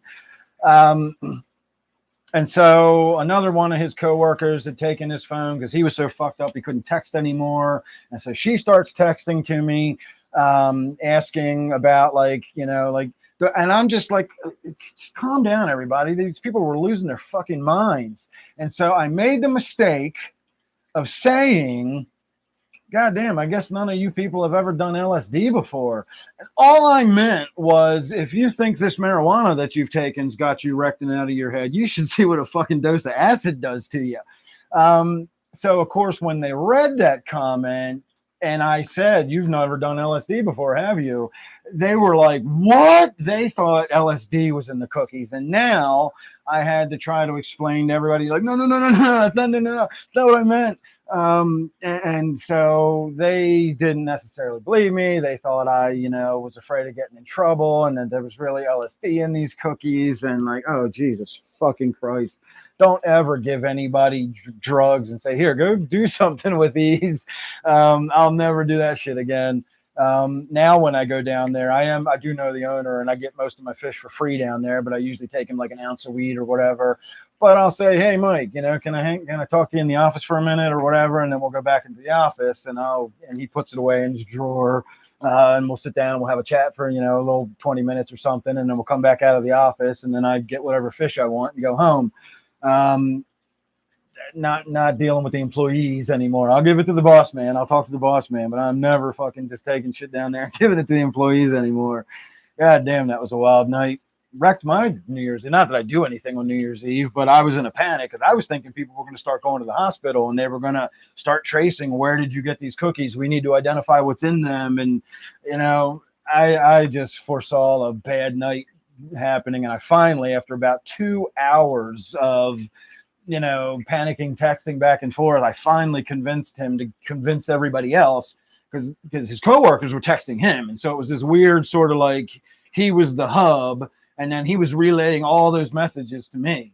This person just texted me and said, this is what's happening. That person just texted me and said, this is how they feel. And I just kept having to say, just tell them to go to sleep. Tell them fine. Just reassuring. Don't ever mention acid if you're in that situation. Just don't even bring it up. Just don't even fucking bring it up.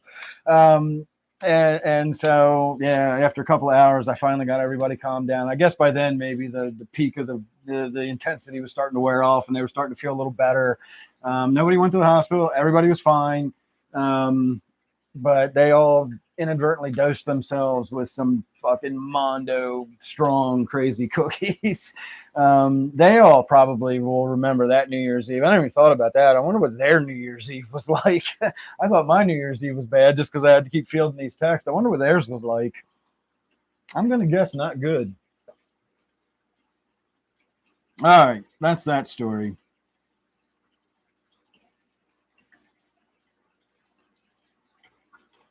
Super strong.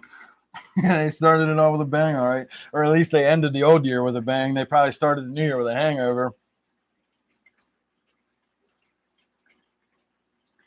Yeah, that was so many years ago now. God, that's been 10 years maybe. It's been a long time.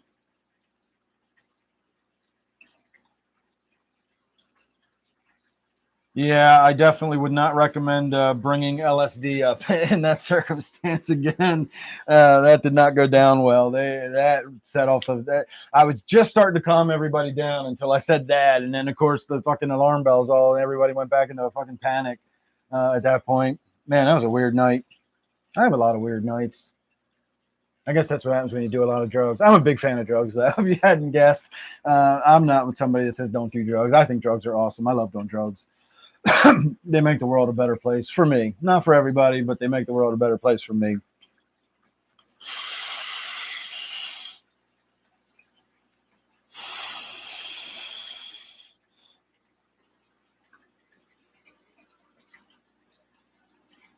Ninja disappear. Nope, I'm still here. I was kidding. Wow, it's 11 o'clock already. All right, everybody. As you can see, I'm in for a ride tonight, so I guess I will start winding it down. It's Friday night. I can hang out for a little while longer. I've gone till 2 in the morning before.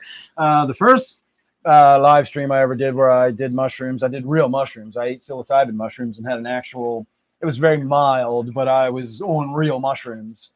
I did 6 hours that night. I did a 6 hour live stream until my battery on my camera died. So don't think I'm going to do that tonight. But again, I can hang out for a little while longer. I'm obviously not slowing down yet. So we'll get up into first positions and we'll see what happens from there. I wonder if I store this upside down, if it would leak less. Because I filled that up this afternoon. And this shit's not cheap either. That was $45 for the bottle of this stuff. And that's almost gone now. And I've only been puffing on it since this afternoon. I don't know. Maybe I've puffed more of it than I realized.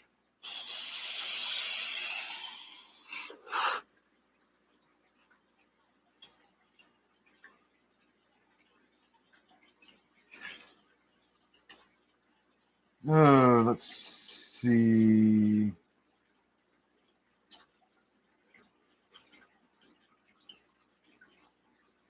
All right.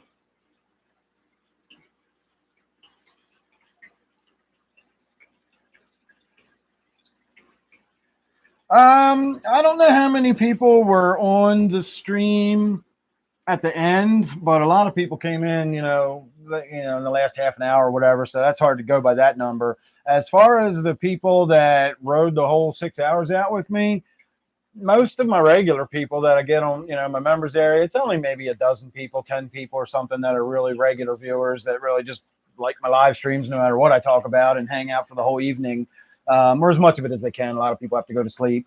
This was a special Saturday night, surprise. Like I just spur of the moment decided I'm going to trip on camera tonight. And so I did mushrooms and we did a live stream while I did mushrooms.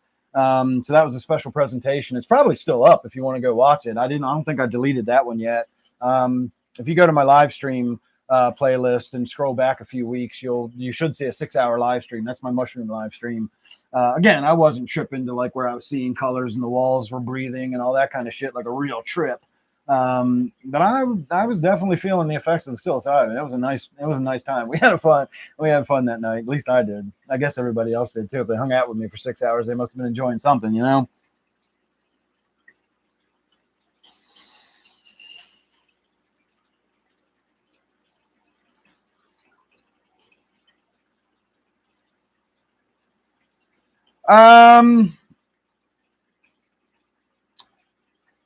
I honestly don't know when people started eating the cookies, to tell you the truth. I never thought about that either. I think the lady that works behind the counter is still there. And I know the ownership is still the same, or at least it was last time I was there. It's been a few years, honestly, since I've been to a fish store. But I was down there at lunchtime, and those cookies went back in the break room midday. So for all I know, people could have started eating them at 2 o'clock in the afternoon, and by 4, they had to be there till 10 o'clock that night or something, and had to go home sick. Or I never even thought about that. My assumption was it was New Year's Eve. Maybe the store closed early that evening or something. But my assumption was that everybody was like home and doing, like, I didn't get the impression anybody was having that experience at work. But I suppose it's a possibility that maybe on the way home suddenly they started kicking in and people were like, oh, what the fuck's happening? That would be wild. I mean, again, for as potent as those cookies were, even if I had just accidentally been dosed with that much THC and didn't know I had been dosed, that would be a little like, what the fuck's going on for a few minutes until I realized, like, I'm high as shit, But if you don't know what being high as shit off of cookies is like, and all of a sudden you are, that could be a very disconcerting experience, especially when you don't know the cause of it and you just are feeling this way. Like, am I having a stroke? Have I been poisoned by something? People probably were frantically trying to figure out what was going on. And the only thing they could think is, I ate those cookies this afternoon. Maybe that's got something to do with it. I don't know. Like I said, I never really put this much thought into it. I always kind of thought of my side of it and laughed about it. And, but yeah, I guess there's always the other side of the story too. All right. Still got 21 of you. That's pretty good for a Friday night for me. YouTube hates me. I usually don't have more than 12 or 13 people watching by the end of a live stream on a Friday night. Sundays, I do a little better. I don't know why. I get a slightly larger crowd coming in on Sundays. I get up to 20, 25 people on Sundays, but I've been hitting 30 tonight periodically. So that's pretty damn good for a Friday. All right. Yeah, disconcerting indeed.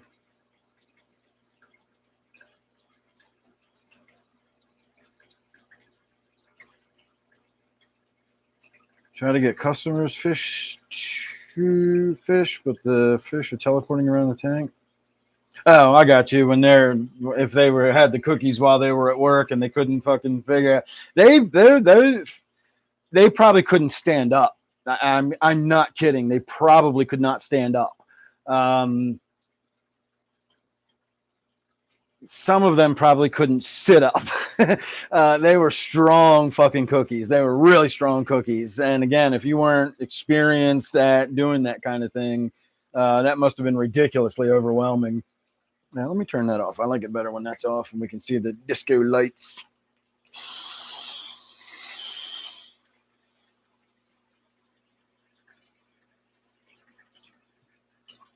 Whee! How's that for a party?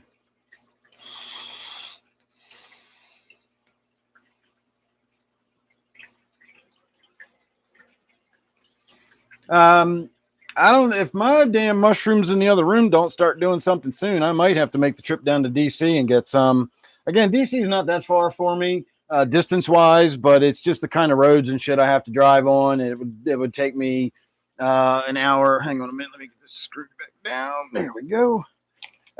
It would take me, I don't know, depending on traffic, it could take me up to the better part of 2 hours to get down to where I'd have to go.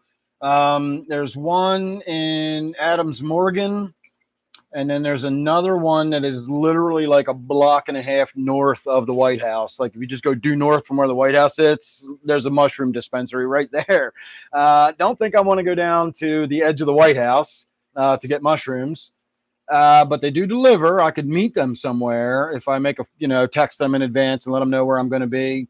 And then there's another place that's in Adams Morgan, which is around on the west side of DC, and I'd have to drive around the Beltway and then come into the city from the side.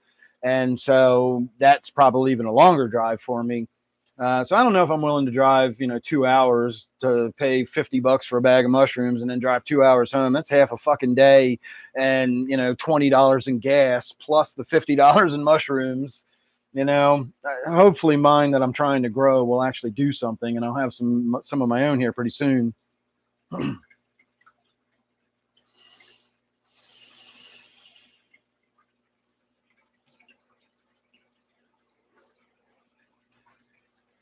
All right, let me turn this stupid light off before I dunk my head on it again, too. I'm always dunking my head on that thing.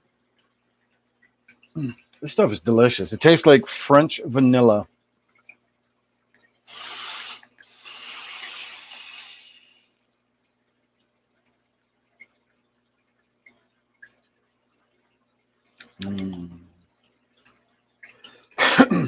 All right, everybody.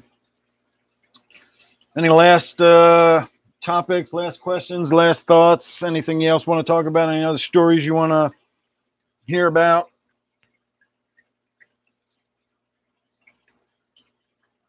Well, in DC, they have, what is it? Prop 18? I think it's Prop 18.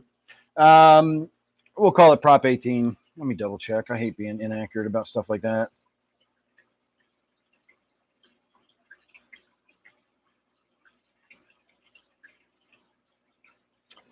DC mushroom prop.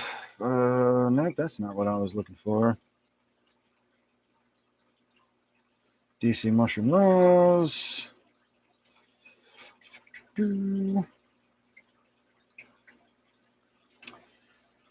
All right. District of Columbia. Hold on, I'm going to give you guys a extra good show tonight. Put my old man glasses on. You don't think I look like an old man? Do I look like an old man now? In the District of Columbia, Initiative 18, Prop 18, or 81. I'm sorry, I got that backwards. It's Prop 81, also known as the Ethanogenic Plant and Fungus Policy Act of 2020, decriminalized psilocybin mushrooms and other ethnogenic substances by making arrests for their possession or use as a lowest law enforcement priority. This policy took effect on March 15th, 2021, and does not make these substances legal, but shifts the police resources away from pursuing such offenses. So, in other words, what they did was they said, we got limited resources of what the police can waste their fucking time on. So, from now on, it ain't legal, but don't worry, we don't fucking care. We're not going to do anything about it, etc. And so, there's literally shroom dispensaries. Weed's not legal there, technically, but you can. The way they get around the weed law in DC, because weed's not legal, you can't sell weed in DC, but you can possess it and you can give it away as a gift. And so what you do is you go into these places and you buy a $50 package of incense, and they give you a gift of a bag of weed to go with it, and you get to pick out which bag of weed you want as your take-home gift to go with your $50 sticker or whatever you just fucking bought. And so that's the way they get around the weed laws in DC. But the mushroom laws are basically just like, we're not wasting our time with that. We got better things to spend our money on than fucking worrying about people eating mushrooms. Who cares? So it's not legal in DC, but there are shroom dispensaries that you can just go, like, look them up online. Just do DC shroom dispensaries, and you'll get a list of all the different dispensaries available in Washington, DC.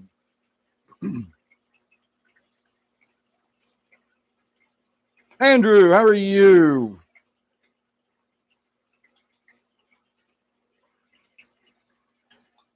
Oh, let's see.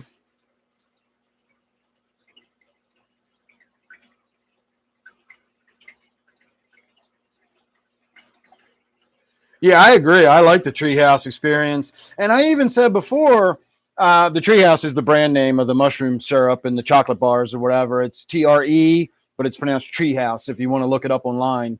I definitely recommend their products. Don't waste your time on the vapes. Just get the syrup, the chocolate, or the gummies. I was saying before how, once I've got psilocybin mushrooms, I can start having mushrooms rather than this sort of faux mushroom experience. But at the same time, this is what it is. That would be almost like saying I'm going to stop smoking weed because I now have mushrooms. They're different things. I do mushrooms for mushrooms and I do weed for weed. So with this mushroom syrup, even if I've got psilocybin, don't I still want to enjoy this experience? Because this isn't a psilocybin experience. This is not a psychedelic mushroom experience. It's a psychedelic mushroom experience, but it's not a psychedelic mushroom experience, if you get me. And I'm assuming you do. Or maybe I've had too much mushroom syrup.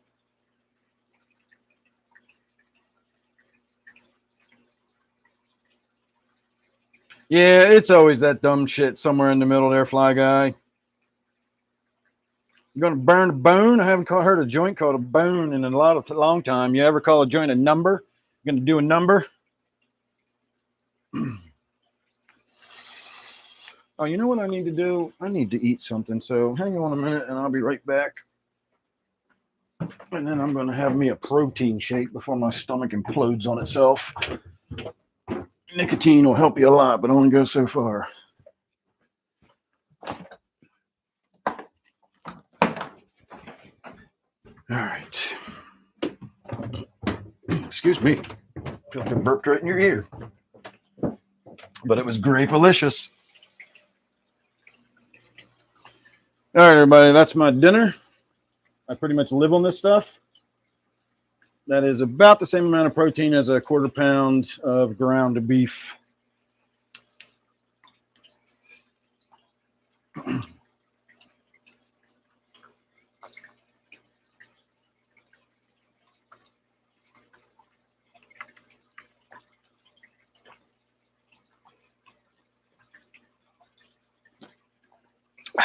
And that was dinner.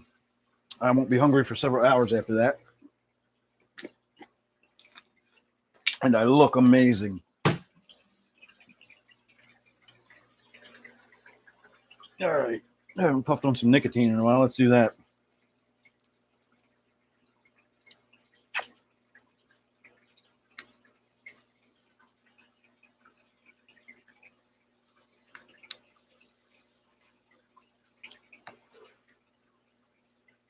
No, I'm definitely not starving myself. Do I look like I'm starving? I look amazing. Thank you, Zini and Winston. I knew I'd get some kind of support from somebody.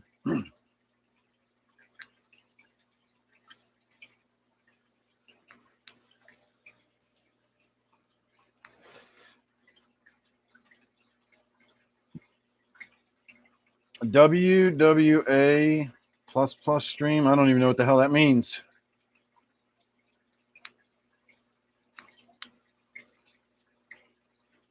And if you're enjoying tonight, don't forget you can join the membership and you'll get a Wednesday members only live stream.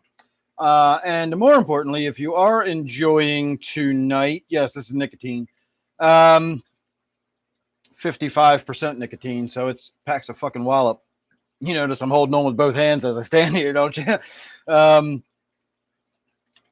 If you are enjoying tonight's live stream, you can thank Zini because I was really, really not in the mood to do a live stream this evening. And I definitely did not intend to drink any mushroom juice this evening during the live stream.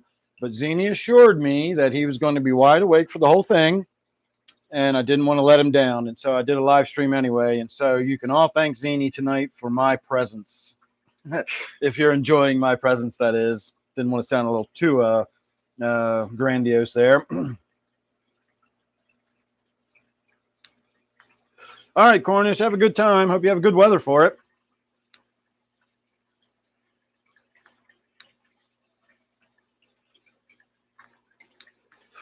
I swear this nicotine gives me more of a buzz than these giant clouds I'm blowing out of this vape is THC. That I'm blowing them giant clouds. That's actually THC. This is nicotine, and this fucking makes my head go around when I puff on this thing. I have, 2 or 3 puffs on this, and I got to fucking hold on to something for a minute.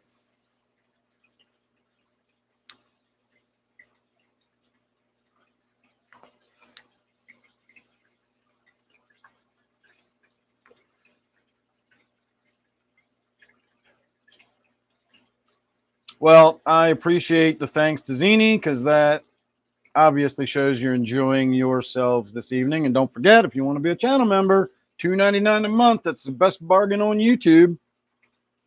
You don't get a whole lot extra. You get my Discord server, and you get the members only live stream on Wednesdays. And like I say, you get some stickers and emojis and stuff like that you can use as a member. I don't particularly give a shit about that kind of stuff. I don't even really think about that as being a bonus of the membership. I think of the members only live stream, and of course the Discord is the bonus of the membership.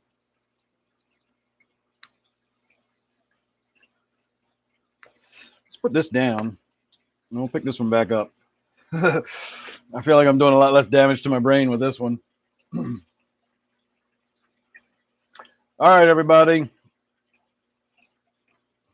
What's the difference between these streams and the members only? Members only streams, I tend to actually, believe it or not, be a little more open. You get to know a bit more about me personally. Less formal, if you want to call this formal. I don't even put pants on for my live stream anymore, so I don't know how much less formal you can get.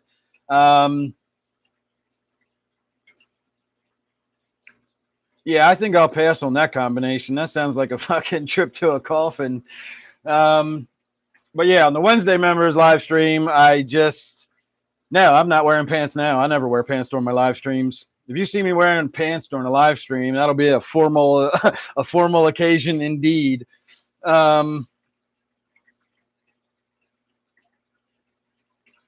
Zini doesn't even put a skin on.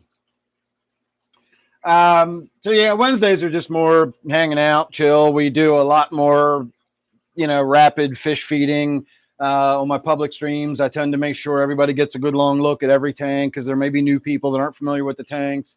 On the members stream, we all know what my tanks look like. We do the feeding on Friday and Sunday. We don't have to make a big ordeal out of it. We do go around and still look at all the tanks, but I try to wrap the feeding part up in 30 or 40 minutes. And then the rest of the night, we just hang out, sit down, bullshit, talk about stuff.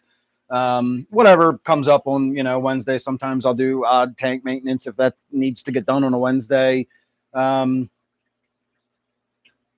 So yeah, that's the difference between the Wednesday members stream and a regular stream. I don't know. You can see what some of the members have to say if they enjoy the members only more so than the weekdays. No, clothes are overrated, not skin. Skin is good. Clothes suck.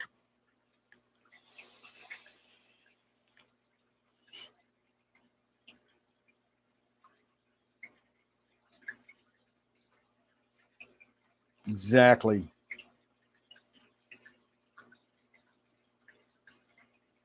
Well, that's all right, Winston. You can just say hi to everybody en masse.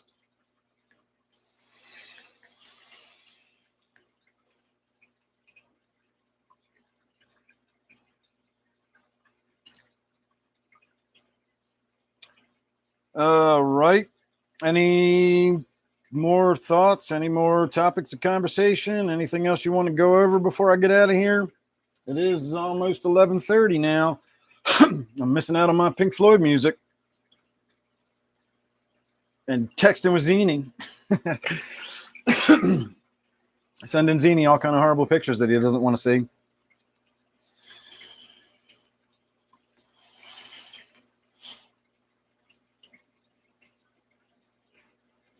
Oh, I'm having a fine night. All right, Zini, I'll let you rest tonight.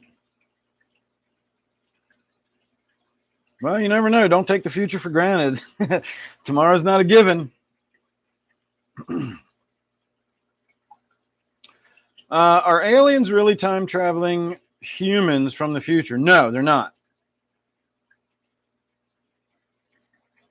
How many hot dogs can you make from one pig?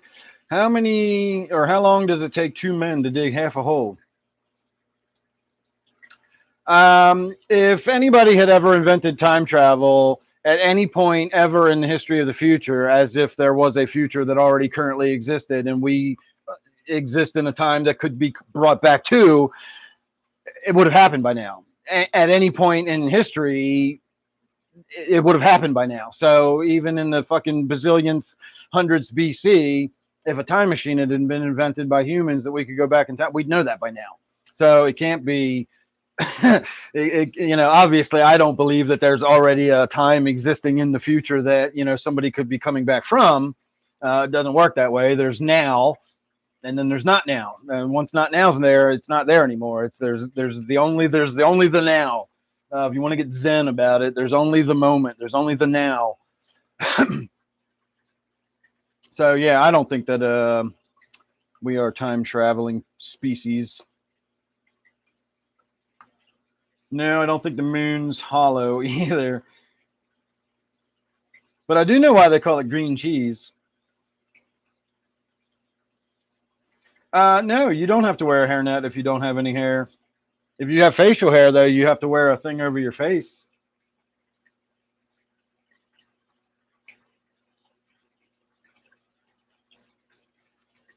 Was there ever a not now? It's always now. Exactly. That's why I said there is no the not now doesn't exist. It's now. There's only the now.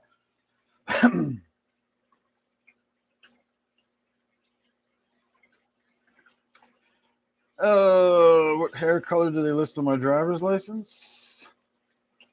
I don't know if I have a hair color listed on my driver's license, but we can find out. I know I had hair on my driver's license. I was heavy in my driver's license. Oh, it's upstairs. Is it upstairs? Yeah, I'm going to go get it. I'm going to show you my fat picture of what I used to look like when I had my driver's license picture. That's a good way to keep me going for another 20 minutes.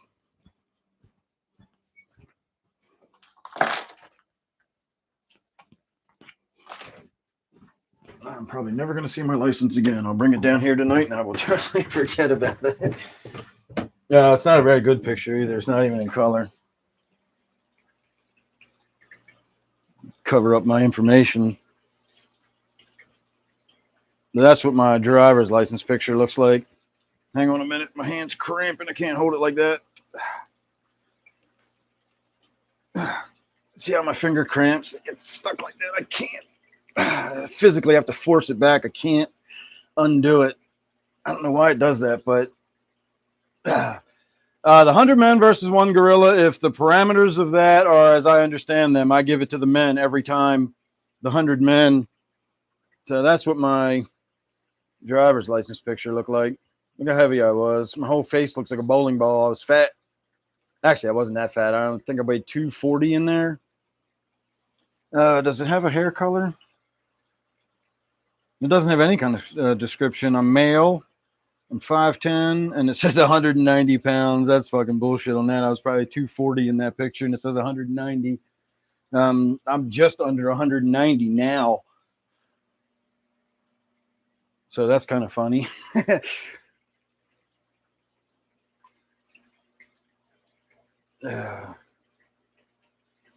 Let's see. I wash my whole head. Let's see. Me versus one horse-sized duck or 100 duck-sized horses. I'm going to go with 100 duck-sized horses. Yeah, I'm going to go with the horses. I would assume eyebrows are considered facial hair. It's hair. It's on your face, isn't it? Yeah, I definitely give that to the men. Yeah, I definitely don't look like the same person at all. I give it to the men because if the parameters I've always heard is that it's do or die, 100% committed. The men don't have any regard for their own safety. They're willing to get their limbs ripped off. Doesn't fucking matter. Just all out, balls on, fucking kill the gorilla. You got 100 men. I mean, you start piling on. I mean, a gorilla is only so strong. Eventually, you'll be able to start gouging its eyes out, and like 100 men is a lot of fucking people to be attacking one animal. I don't care how big and strong that animal is. It's got a back to it. Like, it can't be facing everybody all the time. It's just 100 men would just, it's. Exactly. 100 men would just destroy a gorilla after a while. I'm not saying a lot of them wouldn't get fucking killed and ripped up and maimed and destroyed. I'm not saying 100 men are going to come away unscathed from this, but who's left standing? There's going to be some humans left alive, and there's not going to be any gorilla left alive. That would be the way I would put it. How do ants work? You got to wind them up.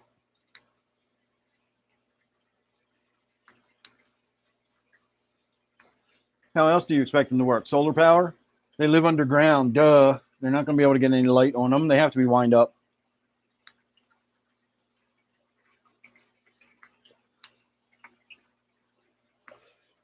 100 cowards? I'm going to give it to the gorilla. If I was in that group, I'd give it to the gorilla because I ain't fucking with no gorilla. There's the old joke, where does an 800-pound gorilla sit? Anywhere it wants to. And I'm 100% in agreement with that. Do I ever think I could be friends with a clone of myself? I'd love to have a clone of myself. That'd be fucking awesome. I'd have sex with me all the time. That'd be fantastic. Now, if it was a clone of me, would it be just like a twin, or would it be a duplicate copy of me? Because I could really see me getting on my fucking nerves if I was me, because I'm really annoying. I could only, I get it. I'm a lot to handle. I'm a lot to take. I don't know how my wife fucking lives with me for, God, we've been together 25 years now. So if I was around me all the time, I'd kill myself. I wouldn't kill myself. I'd kill myself because I would drive myself fucking crazy. I'm a lot to handle. But yeah, a clone of me, that would be fucking cool. I'd have a friend. I'd have somebody to hang out with anytime I wanted. I'm assuming my clone would also live my lifestyle, and we'd be hanging out together, drinking our mushroom juice together, talking about the same kind of music we love. It'd be fucking fantastic. I'd always have somebody to talk to. Exactly. Poor Zini be left out in the cold. Actually, you'd get two of us sending you stuff, Zini, so you'd get twice as much. What if my clone didn't like me? Oh, I never occurred to that. And I never thought about that. I just assume everybody likes me. Why wouldn't they? Just like whenever I'm in a group, I assume I'm the leader of it. I just assume everybody also likes me, because that's just my personality. I'm definitely a A-type personality when it comes to that kind of stuff.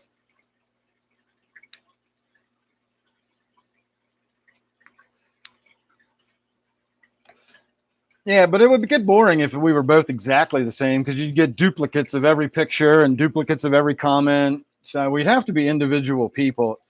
I'm gonna have to think about this one now. This is a good idea. I wonder how I could do it. I wonder how I could pull it off. Do they do cloning yet? What's that planet where they did all the cloning in the Star Wars with the fucking long ass skinny necks? I could maybe go there.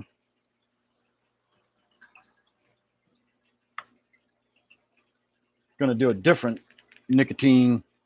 This is my low dose nicotine. This is only 48% nicotine. And this is vanilla flavored, so this is really good. Well, I know they cloned the sheep Dolly way back in the day. That was in the fucking 90s or something when they cloned Dolly.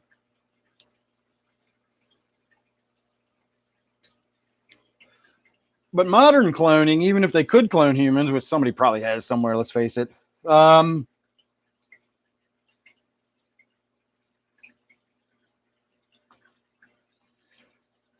even a modern day clone, like if you were able to do like the Star Wars clone, or let's say Boba Fett or the Stormtroopers or whatever, you know, the clone army.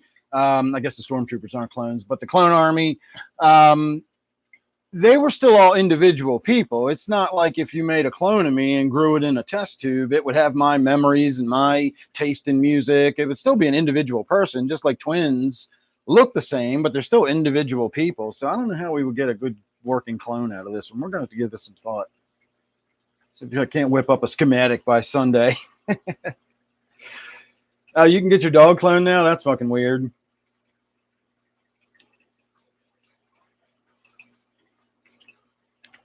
The fruit definitely came first. The fruit was probably there before words even existed. And once upon a time, we didn't have a lot of words for colors. Do you ever notice in the old poetry and the old Norse epics and stuff like that, they always talked about like the wine dark sea, or they talked about the gray sea or whatever. Blue wasn't really a color that people really thought about at the time. Not saying people didn't see the color blue. Obviously, the sky was there. But blue just wasn't really a color that was recognized as, like, there was no word for blue at one point. So presumably orange came much later than blue. Or who knows, maybe orange did come before blue. I don't know, but the fruit definitely came before the color. All right, what else you got for me? I can answer any question you ask me. Of course, the answer might be, I don't know, but I can answer any question you give me.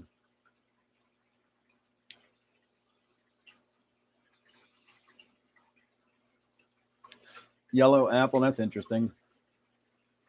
I have always been fascinated by, have you ever seen the trucking company called Yellow?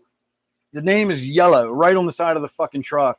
And if that's yellow, my fucking eyes don't work because that looks orange to me. It's an odd color orange. It's leaning to the yellow end of orange, but the truck that says yellow on it is not the color yellow. And I don't know if they think it's yellow or if that's supposed to be the joke that we're going to call it yellow, but it's actually orange. Or is there a technical definition that I'm missing somewhere? I don't know. What second language do I understand? Body language. There you go. That's probably the best one. I don't understand much of any other fucking language. I'm terrible when it comes to that. I guess I've heard enough Spanish that I can probably maybe pick out a half of the meaning of a sentence or a few words here and there.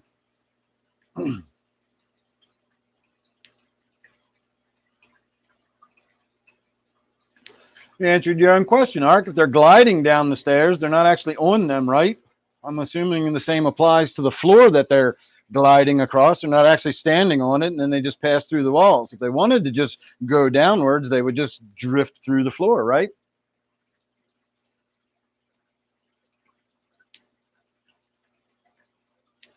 No, the sun bleached it and turned it orange. Every single truck evenly got bleached. Yeah, I understand zini. That takes a little bit of work, but you get there eventually. I have to ask for clarification a couple of times now and again.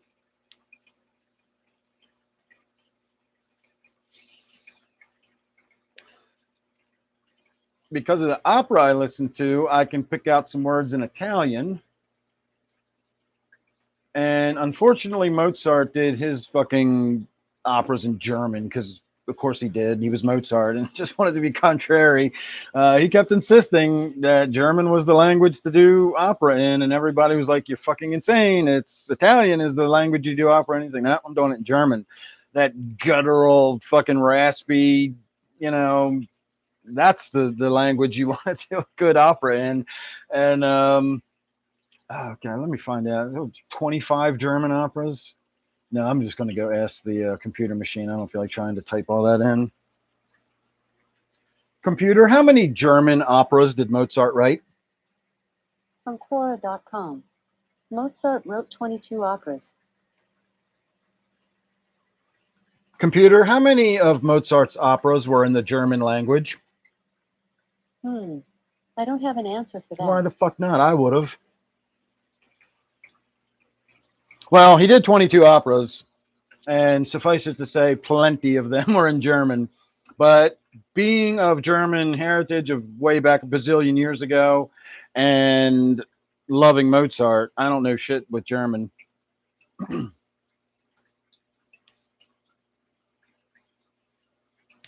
Why isn't an apple called a red or a yellow or a fucking green? I don't know. It's a good question.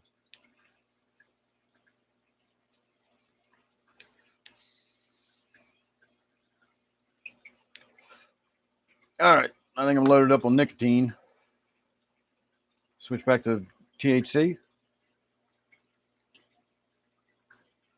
Bananas would be yellows. Well, bananas might be greens.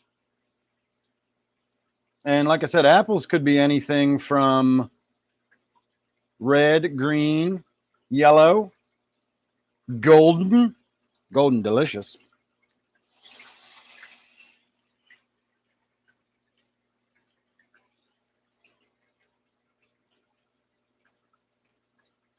Well, bananas would be green, yellow, brown. If the yellows aren't green, they're not any good. And if they're brown, they're good for making like bread pudding or banana pudding or something.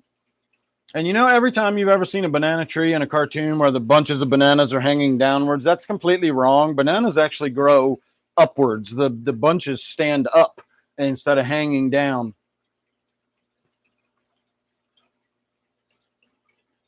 They do taste funny. That is hilarious. And they're stringy.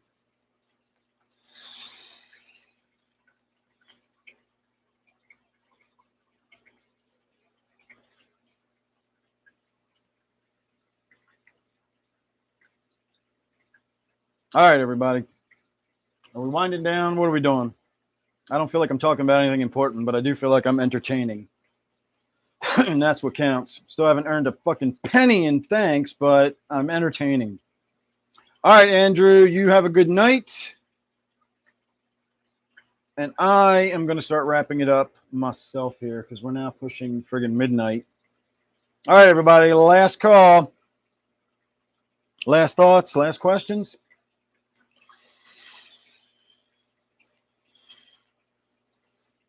I don't even know what durian is. Gotta stop fucking talking when I got shit in my lungs. I don't even know what durian is. But yeah, there's a lot of stuff that has a higher melting point than steel.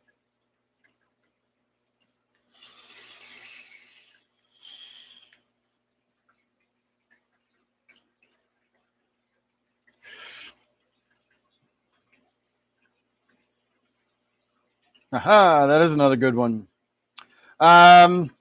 I'm going to start turning the lights out, so we'll end the night with the disco ball, and that'll be the only thing we got going on for a moment, and then we'll call it a night.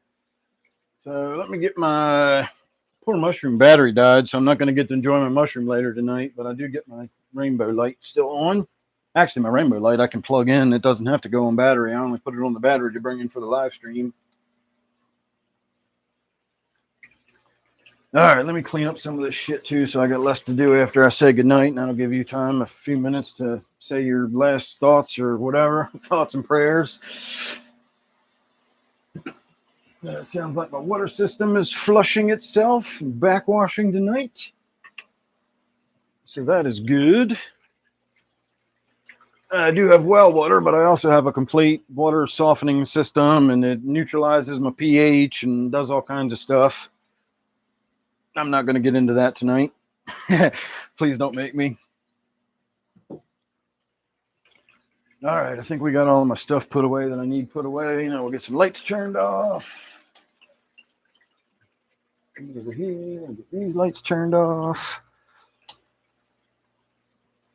Now it's just the party time. Oh, get this light turned off. There you go. How's that for a party? Look at that fucking glare. That's some shine coming off my head.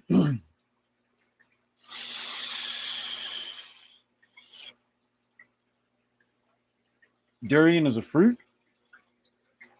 Gotta stop talking. No, I've never heard of durian, and I can't imagine a fruit having a melting point.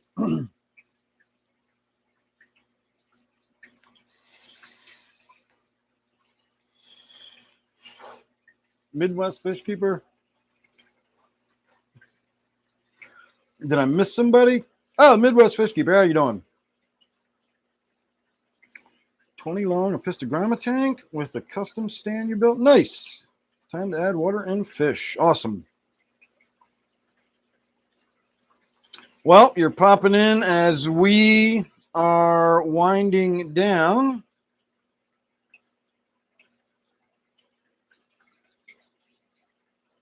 I don't know what cat food tastes like, maybe, and I don't know what mice taste like, so maybe there is mice-flavored cat food. I use a memory foam neck pillow from Walmart. I don't know the brand name.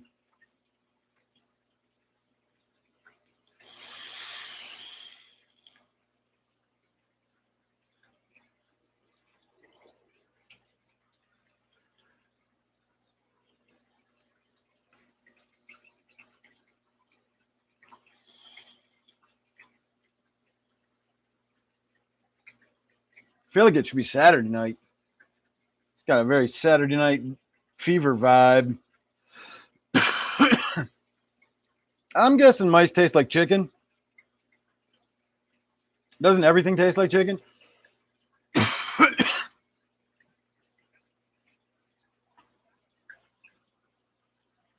Zini, you know why this is so legendary. Who's your host?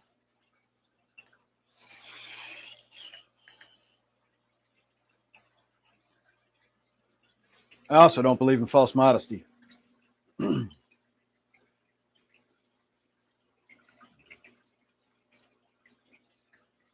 don't mind regular modesty, but I don't like false modesty. I hate when people are like really awesome at something and they say, "Oh, yeah, shut the fuck up, dude. You know you're awesome at it." So when I'm awesome at something, I fucking say it. I don't think I'm awesome at too many things, but I do say it when I I do say it when I do it. When I nail something, I nail it.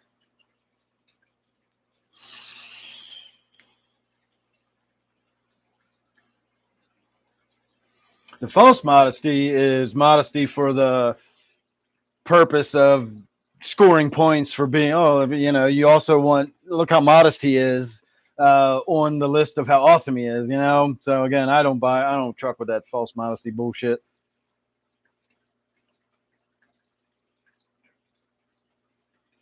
Actually, the idea that most meat tastes like chicken, I think people say that because it's a comparison. It's something that everybody knows. It's just something that's easy to compare to.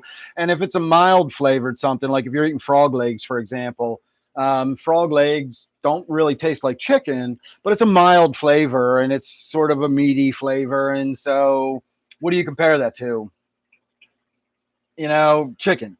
Like if it's that mild sort of flavor, then you just sort of say it tastes like chicken, because how do you describe the flavor of something? Tell me what chocolate tastes like, tell me what vanilla tastes like. You either compare it to something else or you have to create a description for a flavor. And so simply comparing stuff to chicken is easy. You'll notice people when they eat real gamey stuff, nobody says venison tastes like chicken, or beef doesn't taste like chicken. Pork doesn't taste like chicken.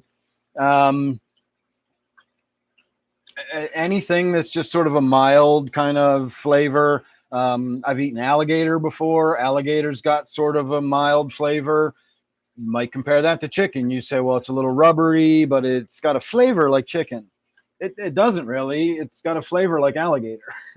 It tastes like alligator. Like, I don't know what to compare an alligator to because it tastes like alligator. It doesn't taste like chicken.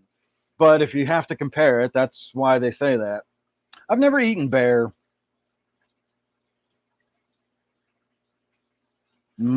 Chocolate tastes like heaven. Or as Terry Pratchett would say, some people's idea of heaven is a chocolate cat. I'm down with that. But I always wondered, would you have to eat your own cat if it was made of chocolate? So maybe that's not the best description of heaven, because I'd have to hate to eat my own cat just because he's made of chocolate. Ooh, if it was chocolate mushroom cat, I'd be chewing on it right now.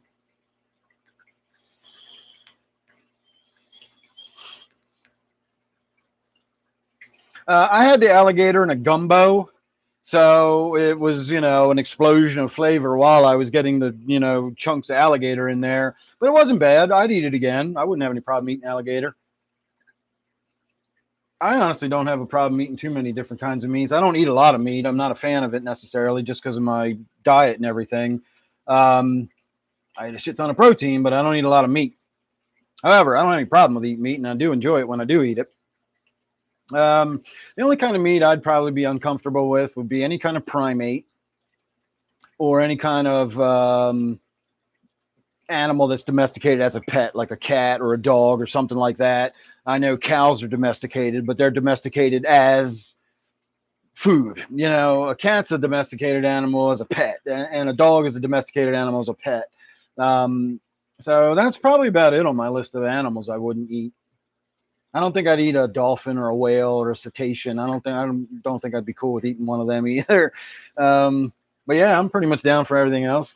Meat, as long as it's moist.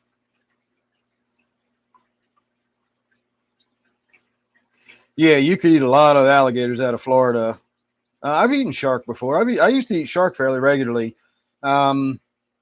I don't anymore. I was, in my 20s when I used to eat shark, and I didn't eat shark fin. I would just eat shark, not the reggae variety. I never have eaten horse, but what's the difference between eating a horse or a deer or a cow? I'd eat a horse. Horse is fairly common in Canada. You can go to the grocery store, I believe, and buy horse in Canada.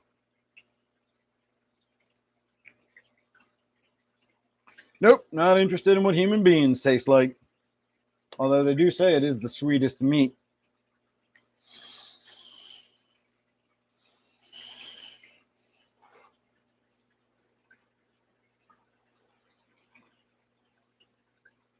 Homemade fog machine. All right, everybody. I keep saying I'm going to get out of here, but it is almost midnight now.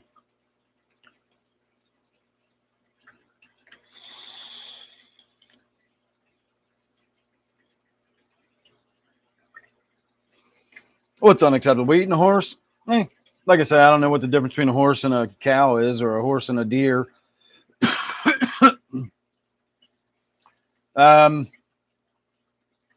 If you're really going to have a problem eating an animal, it would be a pig for me. Pigs are fucking intelligent. Like, they know what's coming when they're getting ready to get slaughtered. Cows just walk on in and get slaughtered, but pigs know what's up.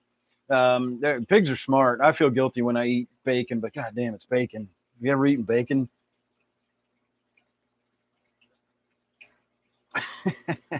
Because bacon is good. All right, you got me defending eating horses. I'm down to 15 people now, so I better stop talking about eating horses. All right, everybody. I'm going to call that a night. I think we've reached the end of the line with the conversation about eating the horses. A new pinnacle for the live stream. We have never achieved horse meat delicacies before, but I don't necessarily see a taboo in it. I just feel guilty about it in myself. I don't judge anybody else for doing it. I don't think it's wrong necessarily. I just feel a little guilty about it. It's, I don't know. Like I say, a cow's just kind of walking meat. a pig is like, you know, what did John Travolta say? A pig's got personality. Or did he say dogs got? Yeah, dogs got personality. It was bacon that tastes good. It's a dog that's got personality. But a pig's got personality too. Damn it! Just ask. Who was the fucking pig in Charlotte's Web? I know Charlotte was the spider. What was the name of the damn pig? That's always seemed the dumbest fucking. I've talked about this before, but if I walked downstairs and I saw a spider web that had English letters written in it with an arrow pointing to my cat that said, "That's some cat," I wouldn't say, you know what, spider, you got a point. That is a good looking cat. I've never noticed what a good looking cat that is before.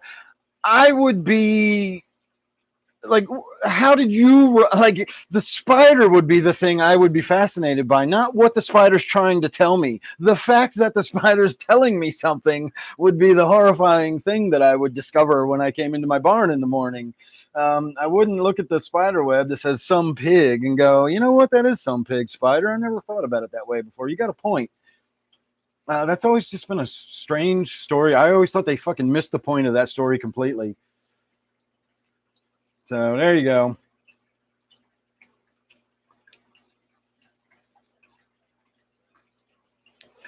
Cats have probably been our allies as long as dogs have.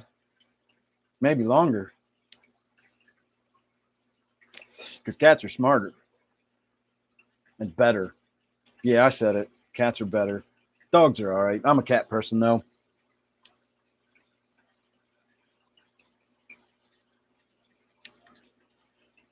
So long, and thanks for all the fish indeed. I need to start signing off with that. I always forget to say that at the end of the live streams. All right, everybody, that's going to be it. We're going to say goodnight now. I really mean it this time. So thank you for watching. I hope you enjoyed tonight's fiasco. I had a good time, and I enjoyed the hell out of telling you all about opera. I hope some of you check it out and discover a new enjoyment in your life. So thanks for watching tonight. Tune back in Sunday. At this point, I don't see any reason why I won't be here, but we'll see. You know what happens come Sunday. You never know with me. I'm as fickle as can be. I always basically say I'm a flake. So come Sunday, I might not be in the same mood, but otherwise, I'm going to say goodnight. So thanks for watching, everybody, and good night.